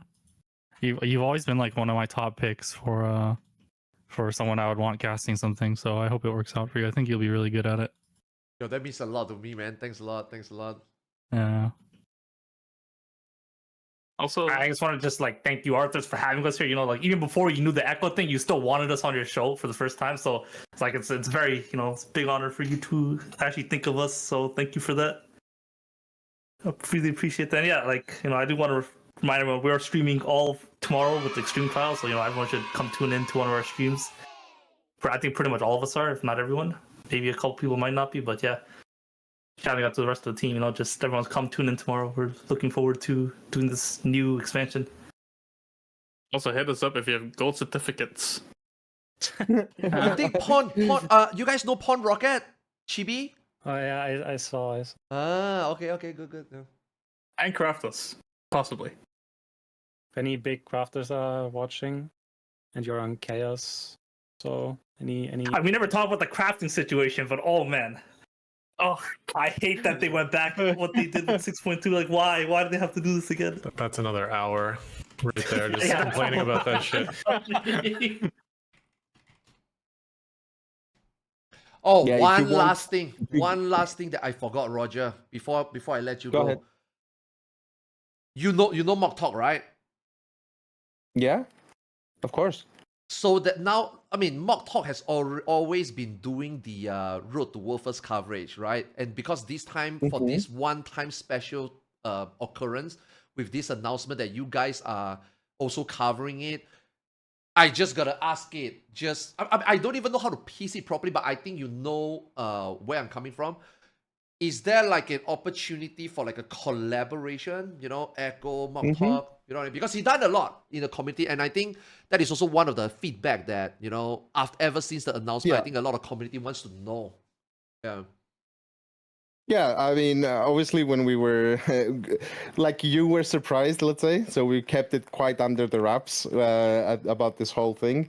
But there is a month until the next race, so we'll definitely we're already talking with Arthars, and we'll see what possibilities there are. Of course, the shows are a bit different, right? Like we're focusing on just our team, and he's doing more of the entirety of the race. So we'll see what possibilities there are there of collaborating. Yeah. Frosty's awesome. Yeah. I think it would also be a shame for him to give up his show and stuff to have like the other POVs of like the smaller groups that don't have like an org backing them. I think it's good exposure for other groups as well. What he's doing. And you know, someone in chat is asking whether you guys want to shout out your channel, but I mean, I just assume that Echo is gonna be taking care of that. Like, you guys gonna have a post. Yeah, I mean, you can also just check on Twitch. You can find teams. So if you just go to twitch.tv/team/echo, then you can see all of the streamers that are streaming in the team. So yeah, you can go. You can bookmark it if you want. But it's you should be able to find the streams quite easily. Mm-hmm. It's okay. I got you. Yeah, all our Twitches are part of that team. So got smoked. Tomorrow, you guys head already there. are there. Nice. Yeah, we're all up there now. Locked in. Yo, thanks so much again, man. Thanks so much again. Thanks for all the time, Roger. Thank you so much to dropping by after the test. All of you from the team, thank you so much for, you know, it's been a long time that I planned for this. Obviously, the big surprise, and I wasn't prepared for it, but still, I appreciate everything. Yeah, thanks for making the first time so wonderful. You know, thank you. Thank you for inviting us. And yeah, wait, what are you playing? You didn't tell us, Arthars. What's your main job coming into the expansion? I mean, I kind of play everything, although it's like there's specific roles that I play, but I don't really have a main job. But I just play the role that my group wants me to play. But usually melee would be ninja. This time, obviously, gonna try Viper. Caster prog is always red mage, but recently I'm kind of like addicted to black mage.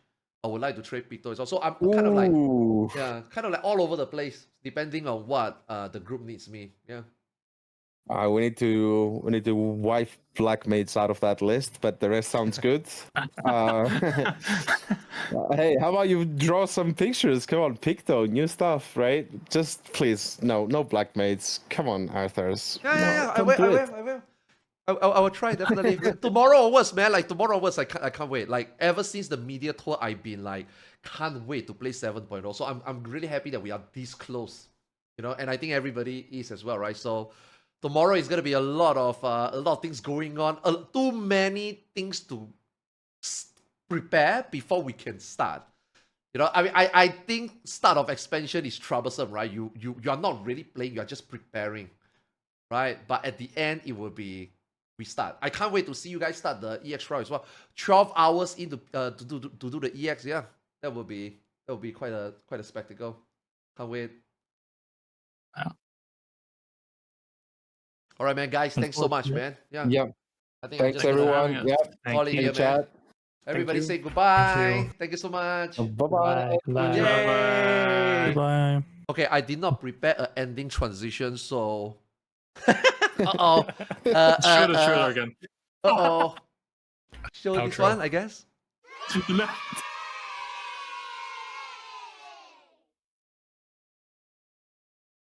Whew. Hello. Holy shit, man. Fuck. Yeah. You know, we say our goodbyes, a little bit of banner, a little bit of, you know, last minute scoops. Yeah. Fuck, man. Dude, that was so good. Okay. Let me say it properly. That was so awesome. I mean, I guess everybody enjoyed it, and you know, Roger also dropping by. Dude, that was so awesome. Now, what's not awesome? I hope I didn't fuck it up. I feel like, you know, maybe my first... Again, this is Neverland's fault, okay?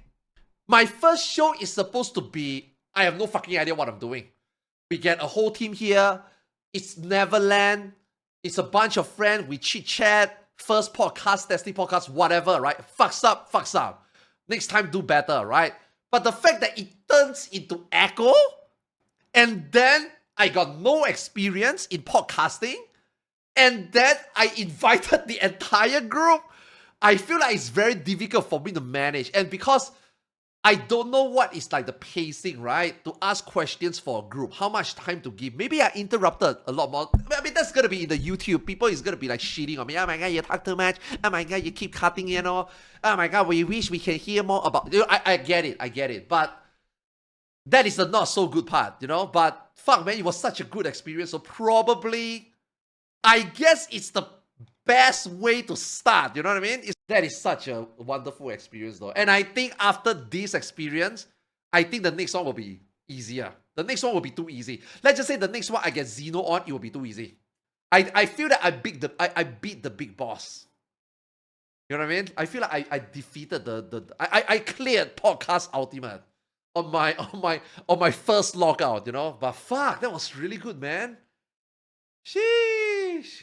Fuck me. That is definitely an experience. I mean, I streamed 10 years. I talked to you guys live so much things. But fuck, man, that was an experience. Oh my god. Oh. Okay. Let's see what Na says. Oh, let me put on my... At Arthars, you did great. Your podcast doesn't need to be the same as every other podcast. You're allowed to talk if you want on your show. You can just call it more of a talk show than an interview. I hope the surprise gave you the P*** and burning questions that helped you break through the awkwardness and ask things that you wanted to, and hope that your first episode is big to help you jumpstart it. Yo, Nah, thanks so much, man. I really appreciate it, man. XDD. I really appreciate it, man. Thanks for the support, man. I hope it was okay, man. I am nervous as fuck, man. Let me tell you. I am nervous as fuck. Yeah. Shit. Yeah, you'll be on my YouTube channel, yeah. It was really good. I hope I did a good job. I hope. Yeah. But I'm glad everybody enjoyed it. That's most important, yeah.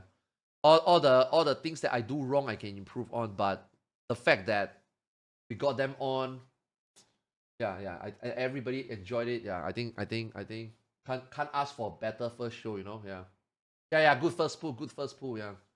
Yo, thank you so much, guys, for reminding me that. I had it. I tell myself that is the question for Roger. I completely forgot about it. So I saw in chat, you guys were asking me to ask about the Mogtalk. So luckily, I remember that and slide that in. Yeah. I would have been mad if I forgot about that one. Yeah. Thanks for reminding for that one.